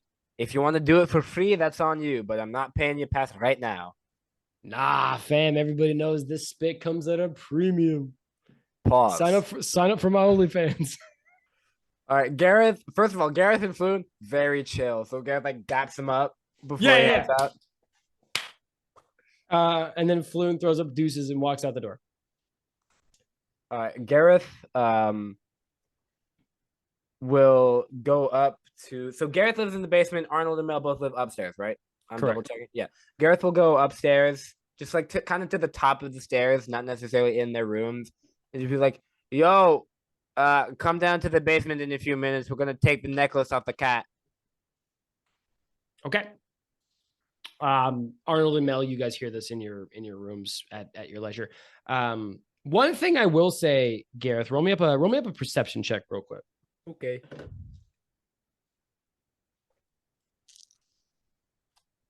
Sorry, I have just so many cool Libris Arcana dice to choose from.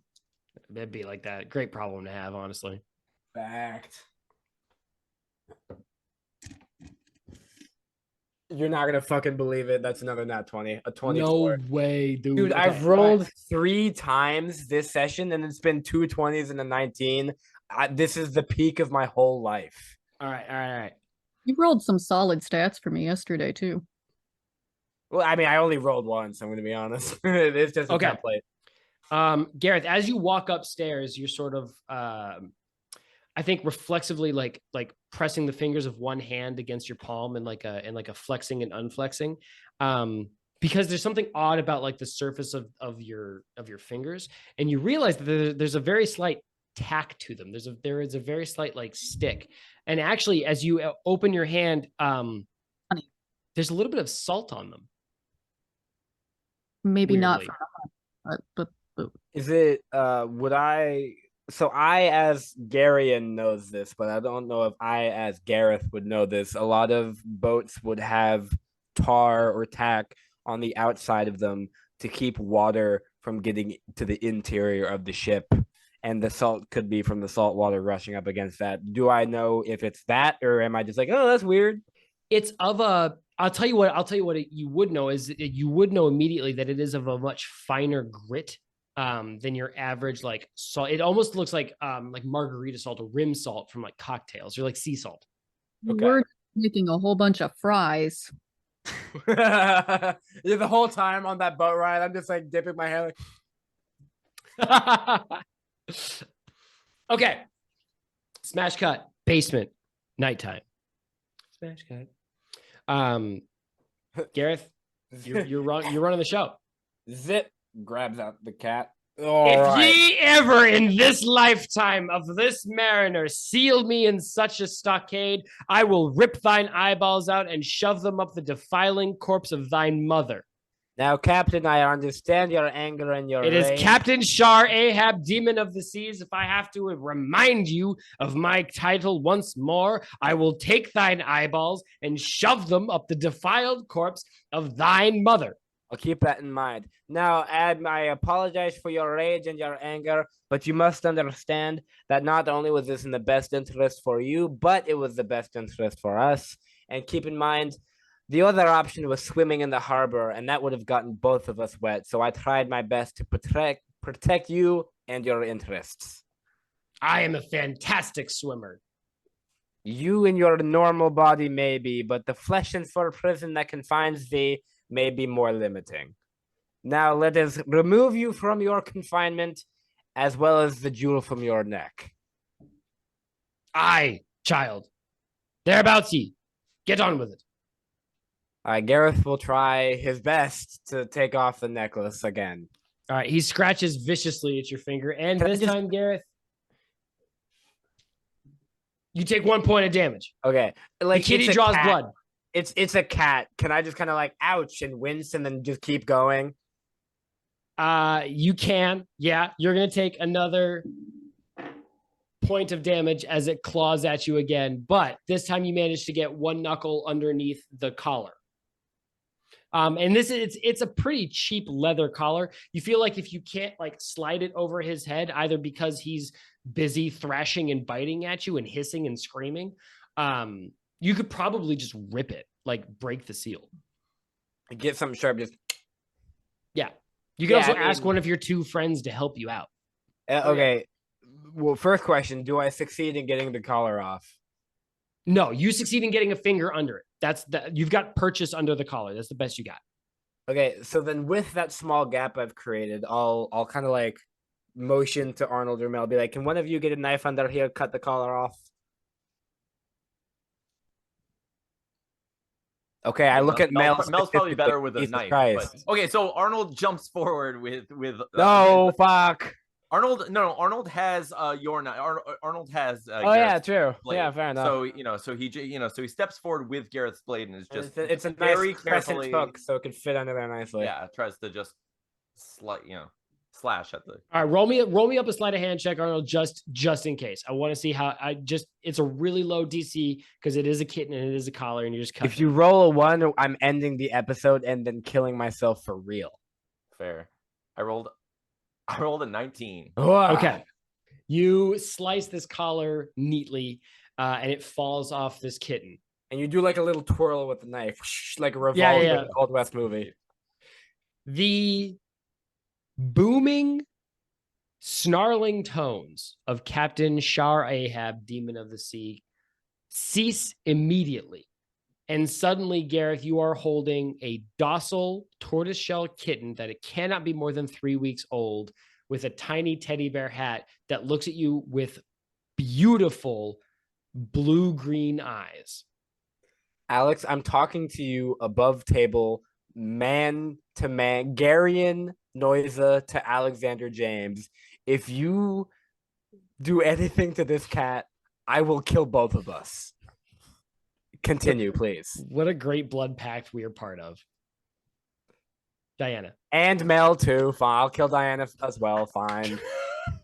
I really appreciate that. I was just gonna name your kitten. I will absolutely get to that point, but I imagine there's some sort of angry pirate we have to talk to first. Oh yeah. That's true. You didn't have a name for Josh Pad when I gave it to you. That waited until the next episode. I didn't know I was getting him then. That's Garion didn't know he was getting this kitten until this episode. Dude, I've had a hope. I've had a hope in my heart like a small kindling flame. Listen. It's Diana's puppy and it's Garion's kitten and it's And Arnold's Anthony's Broncos. Komodo dragon that he's gonna get eventually. Dude, please make it just a regular dragon. Just like a normal dragon. It's Joshua Patrick, fucking Flufferton, and then Binky. Asmund, the Destroyer of Worlds. We have fucking Joshua Patrick, Binky, and Dethadrius, the fully grown fire dragon. Okay. Diana, how do you and Josh Pat react for this scene?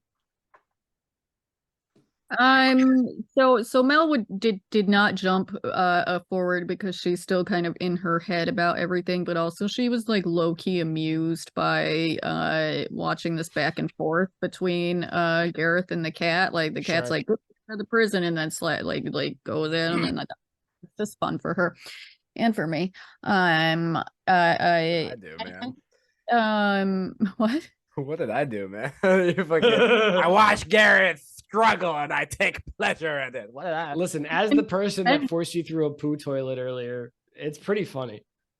It was pretty funny, but also you didn't defend me. My bad, dude.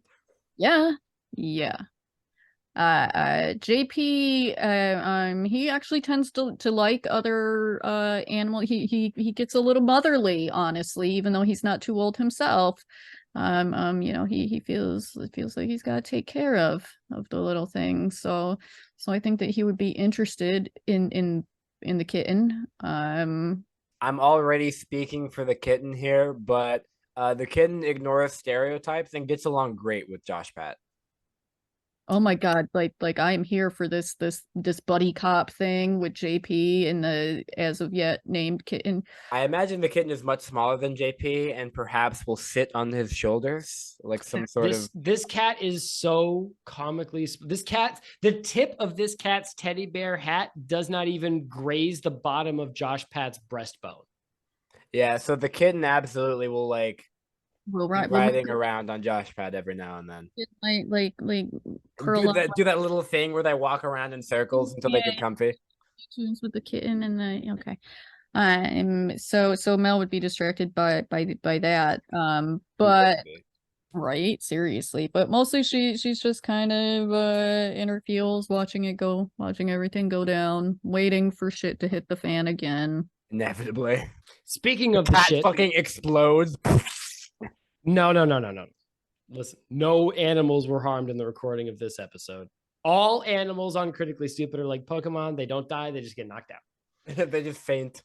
Garion, you are holding a collar cut cleanly through one end that is holding a shard of glass, jagged and holding what appears to be empty starlight inside of it. Every time you like shake it and move, it's like the end portal in Minecraft. Oh yeah, it's like static, but when you look at it, it like moves. Yeah, you like look, the clothing you can look patterns through in the piece Chowder. of glass, but every time you move it like moves with the room, kind of thing.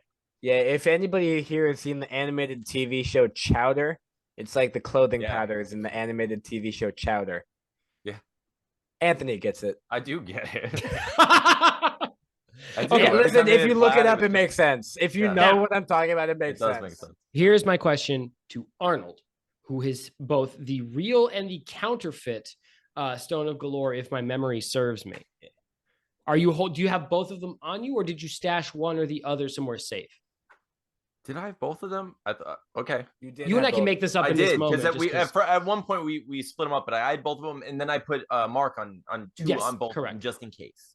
Just in You case. did mark him. It's true. We know which one is real. Fuck you. You're not going to trick us with that bullshit. Sorry, that was really aggressive. Wow.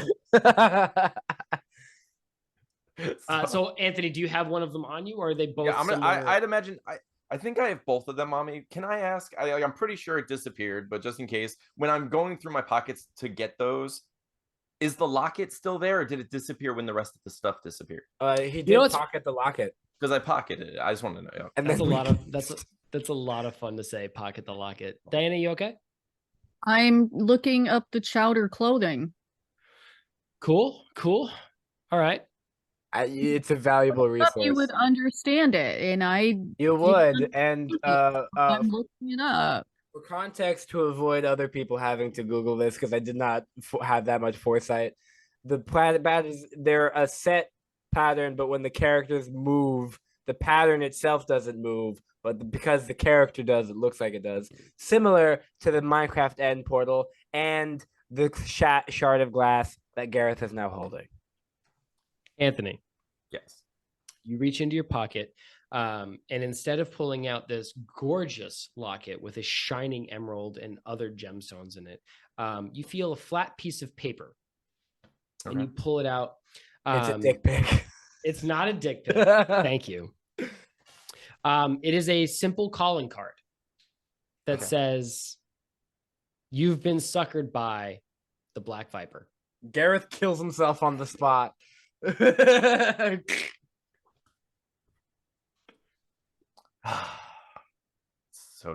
So okay. So I put that in my pocket for a moment because I don't want to ruin I don't want to upset anyone. Yeah, you already see Garrett's blood start boiling. He just caught a glimpse of it, and he is He can't seething with read. rage. He can, but he can recognize. Gareth has that like cartoon, like red, weird, like thing on the forehead. You know what I'm talking about? That like weird triangle where it's like, Yeah. It's like just like three weird lines that are like, "Erg." Anyway, You're Garion, the player, is going to stop referencing visual bits to reference for our audio only program.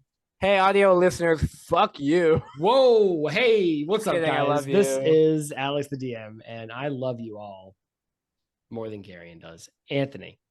Yes. Okay. So does he see and recognize the card already?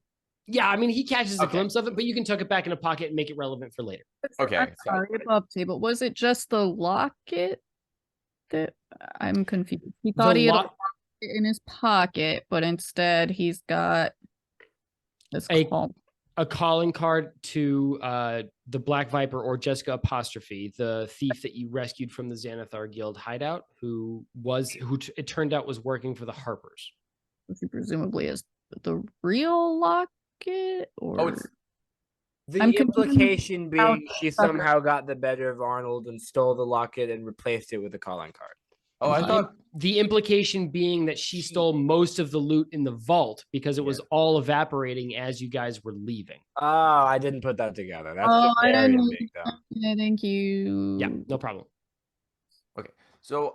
Okay. So I put that back in my pocket, wondering why. Okay. So I take I take the stones out. And I kind of approach the group with the two stones. Okay. The real one, whichever one the real one is to you, Arnold. Right. One is marked with a blue dot, one is marked with a red dot. Whichever one is real that you guys know, and I actually don't, which is deeply troubling to me from a narrative perspective, but I'm assuming we'll flip that rock when we come to it. We Um, know. We It's know. the blue one. Thank you. Obviously, it's the blue one. Because The blue is blue- good and red is bad, like in Star Wars. Everybody knows that. The blue one starts vibrating in your hand the closer it gets to the shard of Garion. Garion, be an adult for 5 consecutive minutes for me, please. We all leave the room except for Garion in the. I thought, well, hey, listen. Let's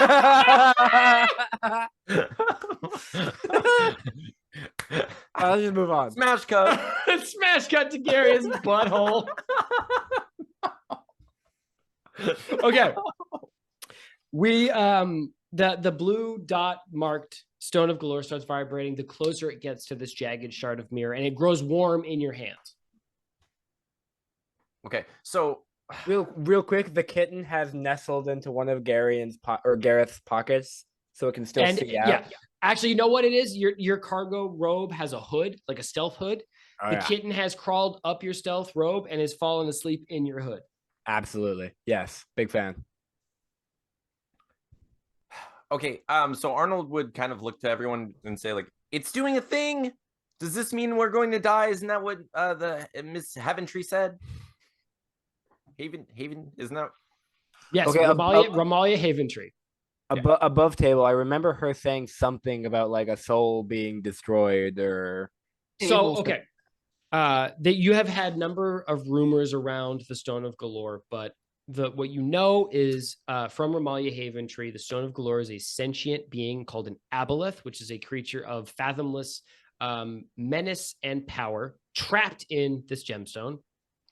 And to gain access to the location of the vault that you are all chasing after, you have to attune to this magic item. Attuning to this magic item raw or connecting your soul to it just like on the street would mean that you would be destroyed, sort of broken, sort of busted up in half. You need protection is what I'm hearing. We do it raw and So, we get busted in half. So the Shard of Solitude is the condom for your soul to enter the Stone of Golorr and can use the soul condom. I'm with you. Soul condom, if you will. Okay. So we put our soul into the condom. So Gareth, you've got this mirror shard, Jagman. Yeah, the jagment. No, the jagged fragment. I'm with you. Fret not, my little lamb. I'm a published author. You have this fucking Jagman. Oh! Dude, I just had a picture of you. That's where you snap. Fucking Jagman. Oh!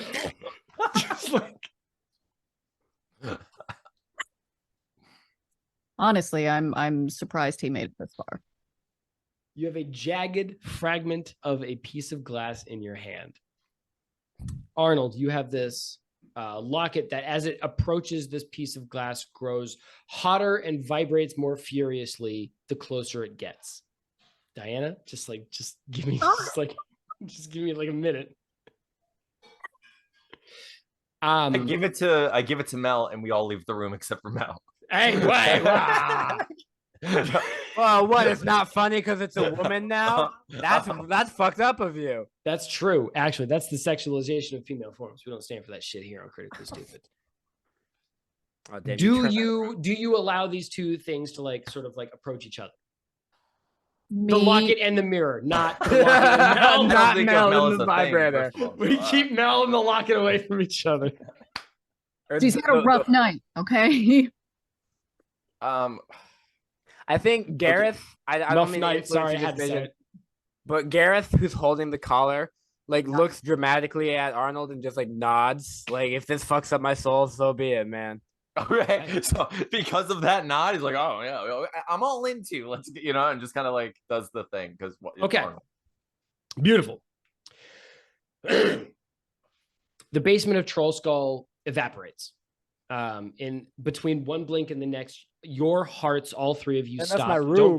Don't get excited, Mel. Don't get excited. Hold up, Diana. Just Like like Death Note. yeah.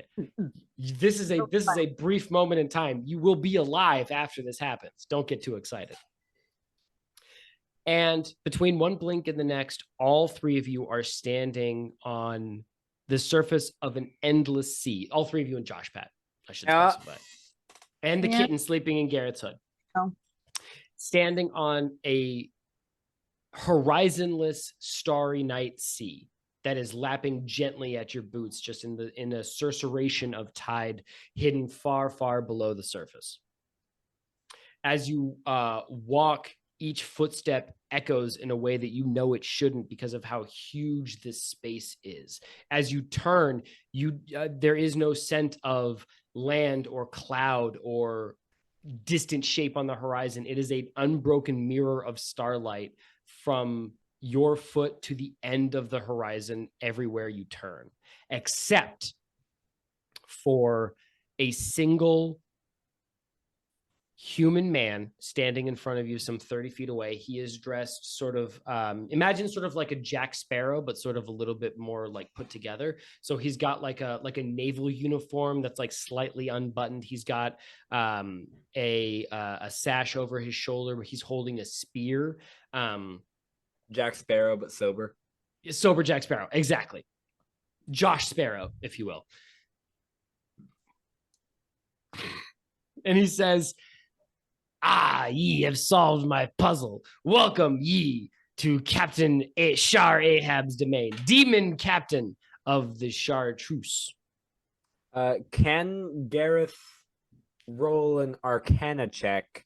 Because as somebody who's been like researching specifically teleportation, I want to try and see if our physical bodies have been moved or if this is more of a hallucination type thing.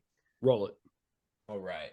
I don't suppose I get any advantage to my Arcana check because I'm doing teleportation special. Actually, yeah, I'll give you advantage on that for sure. Fuck because yeah, it is something that you've been investigating. Okay. First one is a 14 plus 2 is 16. Mm-hmm. The second one is a 6 plus 2 is 8. Yeah, let's go with the 16. 16. If your forms have been moved, it is with a subtlety that you have never experienced or read about. Okay, so I'm pretty sure it's hallucination, but there's that small, like, I can't be 100% certain.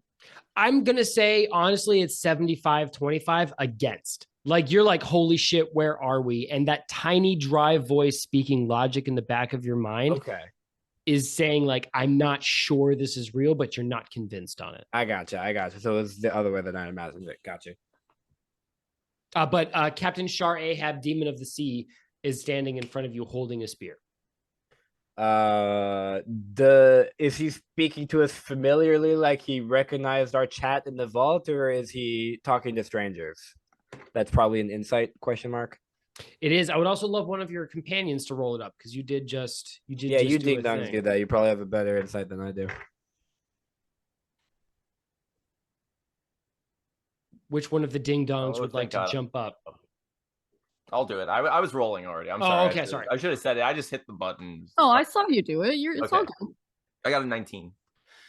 Okay. Insight. What I can tell you, Arnold, being somebody that has sung many a song about the sea, the voice... Many shanties. The voice of Captain Shar-Ahab, Demon of the Sea, does not match the figure in front of you. If you could imagine like a somebody who promotes themselves to propose, if you could imagine somebody that tells themselves, fucking god damn it, sorry.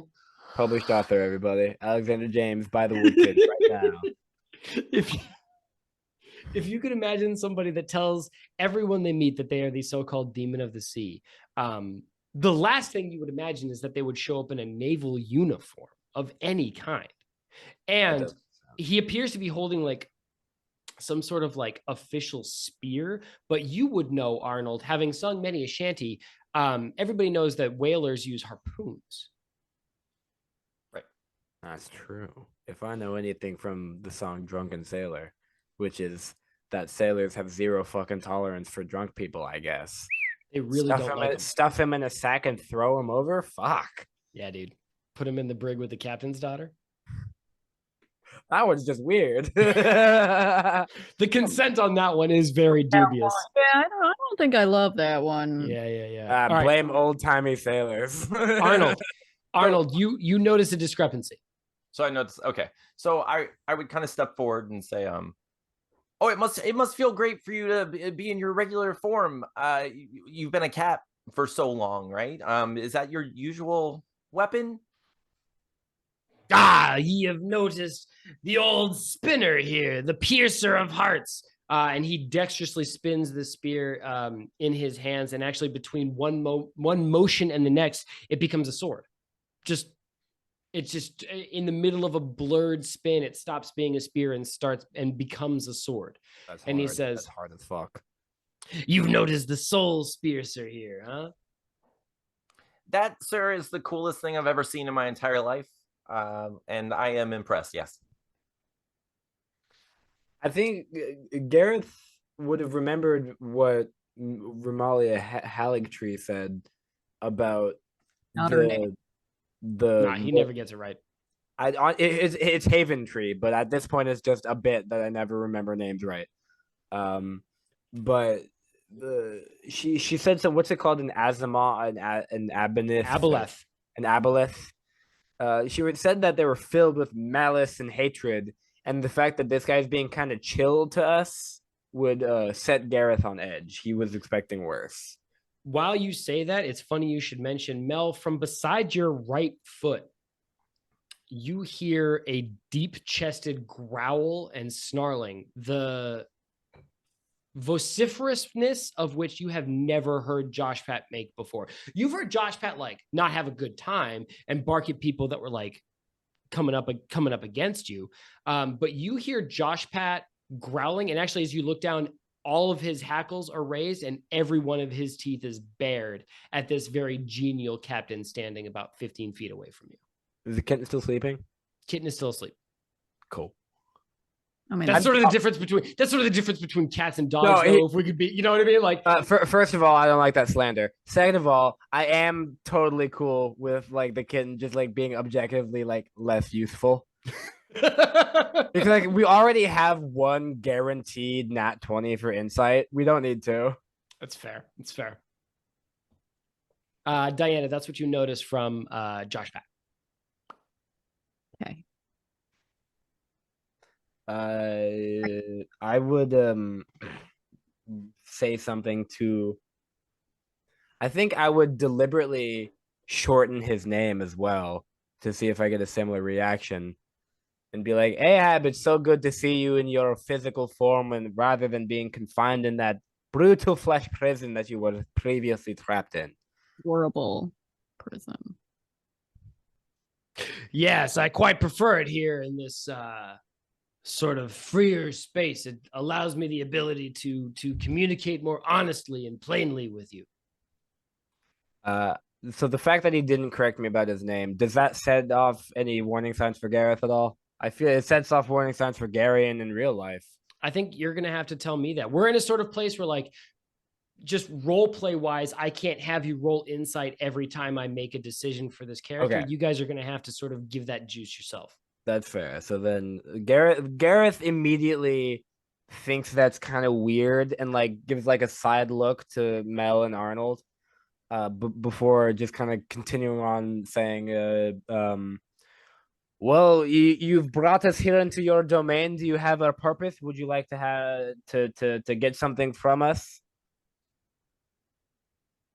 Why, yes, of course. I love you to stay and chat for a time, but you seem ill at ease, Gareth. You seem like you don't seem comfortable. And he smiles, and the edges of his smile almost push a little bit further into his cheeks than you think they should. And he says, is it me? Is it something that I'm doing that's not making you feel comfortable? Well, truth be told, being uncomfortable is sort of an occupational hazard in my profession. But truth still being upheld, I will be honest that I was prepared for a much more malicious, hostile, and aggressive meeting rather than this chill conversation that we appear to be having. And I would much prefer it this way, although unanswered questions make anybody uneasy. Well, my dear boy, what if I showed you this foam? Would you feel more comfortable then? And with a squishing sort of like wet sound of the sea splattering against a sandy beach, he disintegrates into just many pieces of fractured mirror.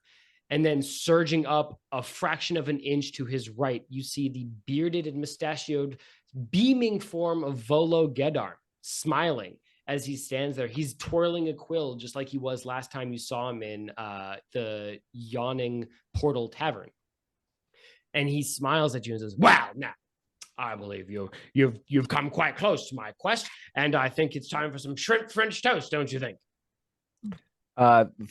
So honest, above table. I get Rainier, Neverember, and Volo Gedarm confused so easily, dude. Volo is the writer that gave you the quest to find Floon in episode 1. Yes. He is also the person that bailed you out of jail after you guys got in trouble with the warehouse in like episode 3. And in hindsight was weirdly helpful to us in several occasions. That's weird. But he is standing there every bit as comfortable as the day that he gave you that quest. Well, I must say you are more recognizable in this form. This only raises more unanswered questions. Well, now I see you've got some quick problems there, and I'd be happy to help. Lady Melior, are you quite all right? Oh, I'm dying. Except well, not really. That's just sort of the deals of the day, isn't it? Yes. I mean, I wish. Only in your wildest dreams. Late, Mr. Arnold Stevenson, you seem quite perplexed. So, okay, can I tell as someone who's good with magics disguising magics and also makeup? Can I tell if this is legitimately the same Volo that we know, like that I've come in contact with? Is there any indication that it's an illusion? That's going to be the best insight check you've ever rolled in your life, Arnold, or Arcana. Okay. I'll accept either. Okay, let me see. Because I'll be real, there's a lot of shit at play here in this scene. You got it. Just got done. Roll insight checks on everything, and goes and tells Anthony to roll an insight check. It's fine. Listen. I can't do it at every opportunity, but Anthony literally asked me what he could roll to help here. I'm sorry. No, you're fine. You're doing great. Let's go. Apologize. Come on, go. Alex, not you. Yes. Hang on. 18 plus, what is it? It's 23. 18 plus 5. Yep. This is a really, really, really good imitation of Volo Gedarm. There are pieces of it that don't quite link up. Maybe it's the way that this Volo's eyes dart suddenly between all three of your faces faster than the regular Volo's eyes do, or the way that its fingers fidget with the buttons of its waistcoat more than the original Volos do. There are very, very minute details that give this away as an excellent copy, but a copy nonetheless. Okay, let me see. Emeralds. Okay, so I'm going to, since we're not in combat or anything, is it okay if I use a cantrip and I cast? I guess I should just do it once. I'm just going to cast to Mel. Okay. And I'm going to cast a message and say, this isn't actually Volo. That's an illusion. I know it. Gareth, however, is completely fooled. I believe that. Diana, what's your response? Yeah, I mean, I probably would have suspected it anyway, just from JP. Okay, so I go fuck myself. No. I just needed a minute. Great. So I message that to Mel, and then I go in the corner and fuck my own ass. Okay, so just needed a second. Realized that was enough of an opportunity for you. Okay, so well he's in the corner fucking himself, I guess. Sure. Honestly, Mel just doesn't say anything. He just it off like, all right, anyway. Needed a minute. Honestly, knowing my character, I mean, she'd probably pull her bow to shoot it. Wow, what's the matter, Lady Melior? Don't you trust this fine? The amateur porn going on. Ignore the man with the gentle vibrator approaching his rear. Lady Melior, don't you trust me? Lady Meliora? Don't you so- trust me? Mel pulling the bow would have set Gareth off at least a little bit. Okay. I Because at think Gareth, first- while Mel pulls the bow, I think that's the moment that you recognize that Josh Pad is growling. Because like Diana's Mel is like keyed up to notice that, but like her pulling the bow would be like, oh, I should be alarmed now. And then you notice Josh Pat growling and Yeah, you 'cause, see like, his face. Gareth will like scratch Josh Pat's ears or like give him some leftovers every now and then, but it's not Gareth's dog. You know, Correct. Gareth and Josh Pat aren't like tight. Yeah. They're like coworkers, really. Yeah. Not like Arnold and Josh Pat. Yeah, it really is. Josh Pat is tight with everybody but Gareth, quite frankly. It's no dislike or anything. It's just like, sorry. Something to do with the emotional distance that Gareth keeps between himself and everybody. I can't really put my finger on it, but anyway, Gareth, you see Melior pull her bow out. So Gareth's hand would move to the hilt of his normal non-teleporty dagger. He wouldn't pull it out, but it would be on the hilt, ready if need be. And then he would continue. I don't mean to make assumptions, but something tells me that Mel isn't all words in this situation. So Gareth is going to keep talking. Okay. And be like, if you forgive our mistrust, but the ability to change one's shape, voice, material presence, as well as either drag our minds or our bodies away from where we were previously, tends to set one's hair on edge. You see Volo's eyes narrow just a little bit. And he says, well, now, if I could, you're being a bit of a rapscallion there, Mr. Gareth, aren't you? Because you've sort of protected yourself meeting me here in this sort of middle space. You've refused to come meet me on my terms, and you've sort of forced me to reconcile on a middle ground, which is a little bit sneaky, and I must commend you for it. I try my best. I thought it'd be only fair, for if you were on our home ground, it would be a little skewed otherwise. And there's no fun in an unfair fight, if it were to lead to that. Oh, Mr. Gareth, you amuse me so. No, sir, no, it would never be a fair fight, no matter what footing I found you on, no matter what foundling ship you encountered me on, no matter what sea you swam in, no matter what air you breathed, I would still crush you, Master Gareth. I would still enjoy your screams, Master Gareth. While I appreciate the threat and the intimidation, I would like to believe that a solution can be reached without a fight, at least not a physical one. So why have you brought us into your domain?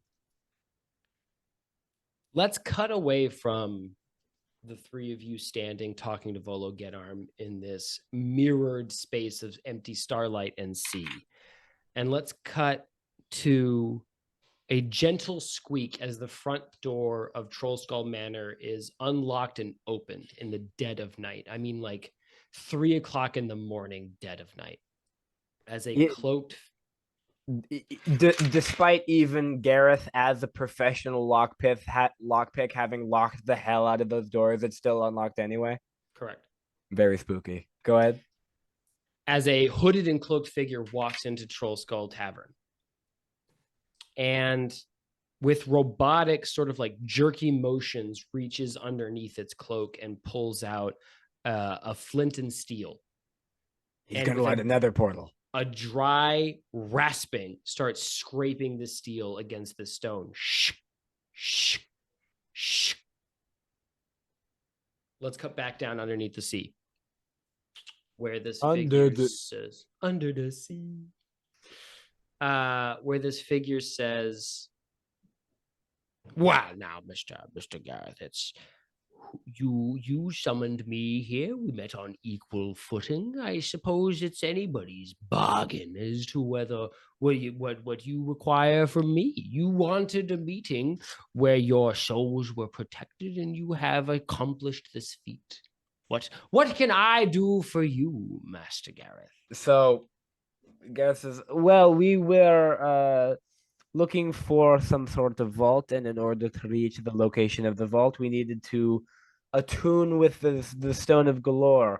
Now, if attune means a brutal battle to the death in which only the victor remains and is attuned, that would be an option. However, I personally would much prefer if attuning meant having a nice picnic and making friends, and we all leave the situation fulfilled. Volo Getarm wipes the corner of his mouth. And you can see, Gareth, there's like a little like crystallized gleam of something leaking from his lips. And he says, wow, that feels quite agreeable, and I appreciate that just fine. What, Dianna? What do you get? What are you fucking giggling about now? Because we're all thinking the same thing. Garen's just like, oh yeah, this is what it is. Here we go. What are you all thinking? I'm deep in character, He right? said it. He said it. As the crystallized gleam of something lipping through his lips, I just said, It's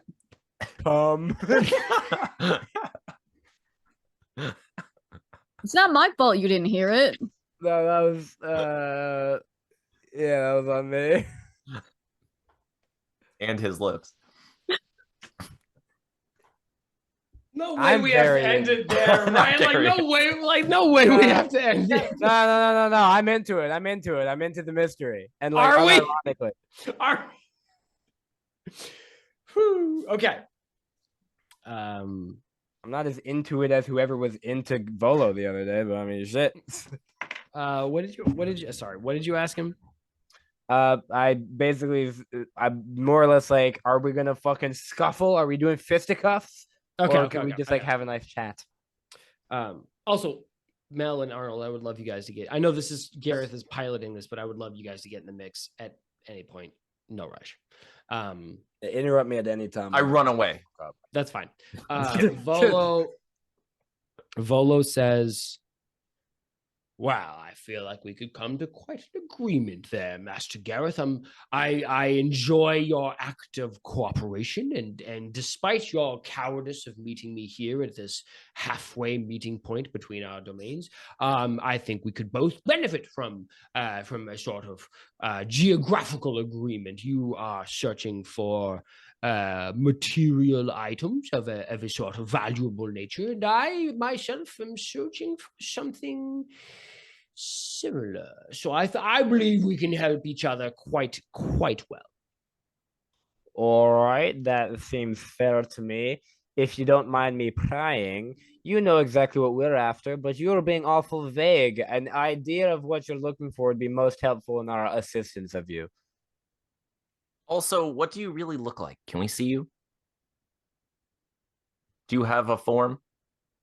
Because you're clearly not Volo, and I like Volo, and I don't want to, see this anymore. Okay, he's what? No. Damn, Anthony. God damn it! What a question! What a question, Anthony. Oh, okay. Volo grins, and this grin folds over his teeth, which suddenly turn into 1 or 2 rows or 3 rows, and suddenly grow and sharpen into needles that prick and pull at his lips and skins. Dianna, be an adult. I'm doing a dramatic thing. Please.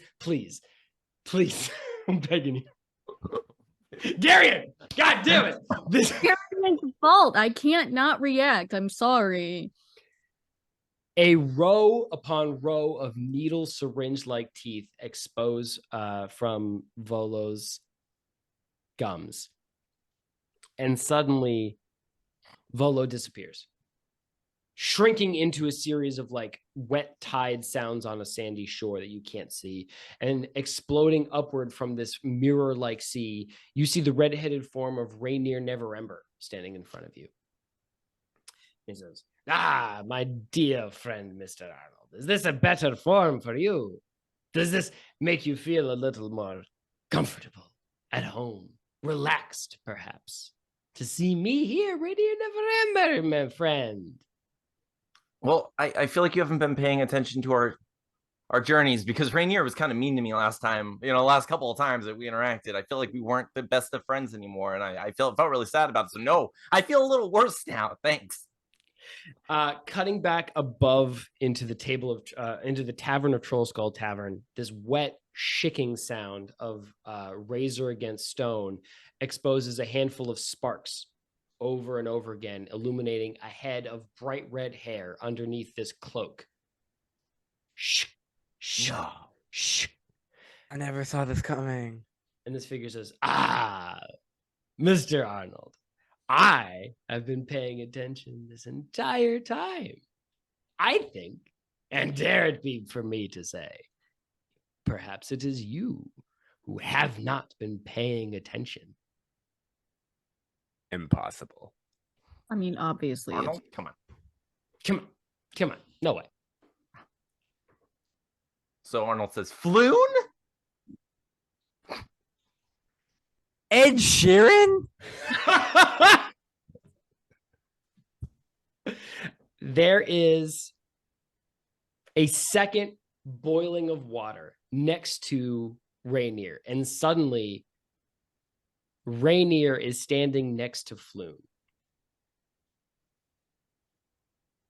One of them is clearly the rich son of a prince. His clothing is elegant and fitted and shining and full of class and sophistication. And the other one is the exact form that you walked past without a second glance 45 minutes ago, Arnold. That's not true. I dabbed him up. I'm talking to Arnold. Pay attention. No. Never. The shabby form of the bartender that you didn't spare a second glance 45 minutes ago. His coat is unbuttoned. His shirt is rumpled and stained, and his hair is sort of like carelessly thrown back away from his face. And for a second, Arnold, even though the dry, cold, logical part of your brain whispering way, way, way buried in the back knows that these are two separate people, for a split second, you can't tell the difference between their faces. For a split second, they have the same face. Above this unbroken mirrored sea in the Tavern of Troll Skull, this red-headed figure in a cloak and a hood strikes this wet steel against this stone for the last time, and a billow of sparks fly from its hands and catch on a table with some liquor stains still staining the top of it from a sloppy close. And a fountain of flame explodes into Troll Skull Tavern. Luckily for us, Arnold hit that bongo and it's fucking raining like a motherfucker outside. I hate to say it, but you fucking sealed your fate with that one. Troll Skull is okay. And the cloaked and hooded red-headed figure turns and walks back out the door, tucking its steel and stone back into its pockets. And these two figures stare at you, Arnold, and their voice turns into a cold, dread hiss. Something that is far removed from the imaginary form of Captain Shar-Ahab, Demon of the Sea, or Volo Gedarm, famed writer of Waterdeep. This voice grows different, Arnold. Different than any voice you've heard tonight. And now both Rainier and Floon speak in the same voice, the same cold, hissing, horrible, menacing voice that you have never heard once in your life. And you're sure of it because you would have fucking remembered. From the depths of your worst nightmares, you would have remembered this voice. And it says, "Come and find me, boy." Ooh, the sexual tension is crazy. There is a boiling flood of seawater that erupts from Rainier and Floon's eyes and lips and nose and mouth. And suddenly this mirrored place of starlight and sea turns into a tsunami hurricane of boiling seas and lashing rain and wind. And you get the weird impression that it's been like this the whole time, except you've just been blinded to it. And you, almost like a dream where you feel yourself like pulled up from the depths of it, you find yourself like pulled above this lashing, horrible driving sea, just in time to see both Rainier and Floon swallowed up by the depths. and where they dropped into the murky, boiling green depths of the sea, you see two burning red eyes open to stare at you. All three of you, Gareth, Mel, Arnold, and Josh Pat. And the kitten. And the kitten. As you are pulled out of this space into Troll Skull Tavern on fire. That's no good.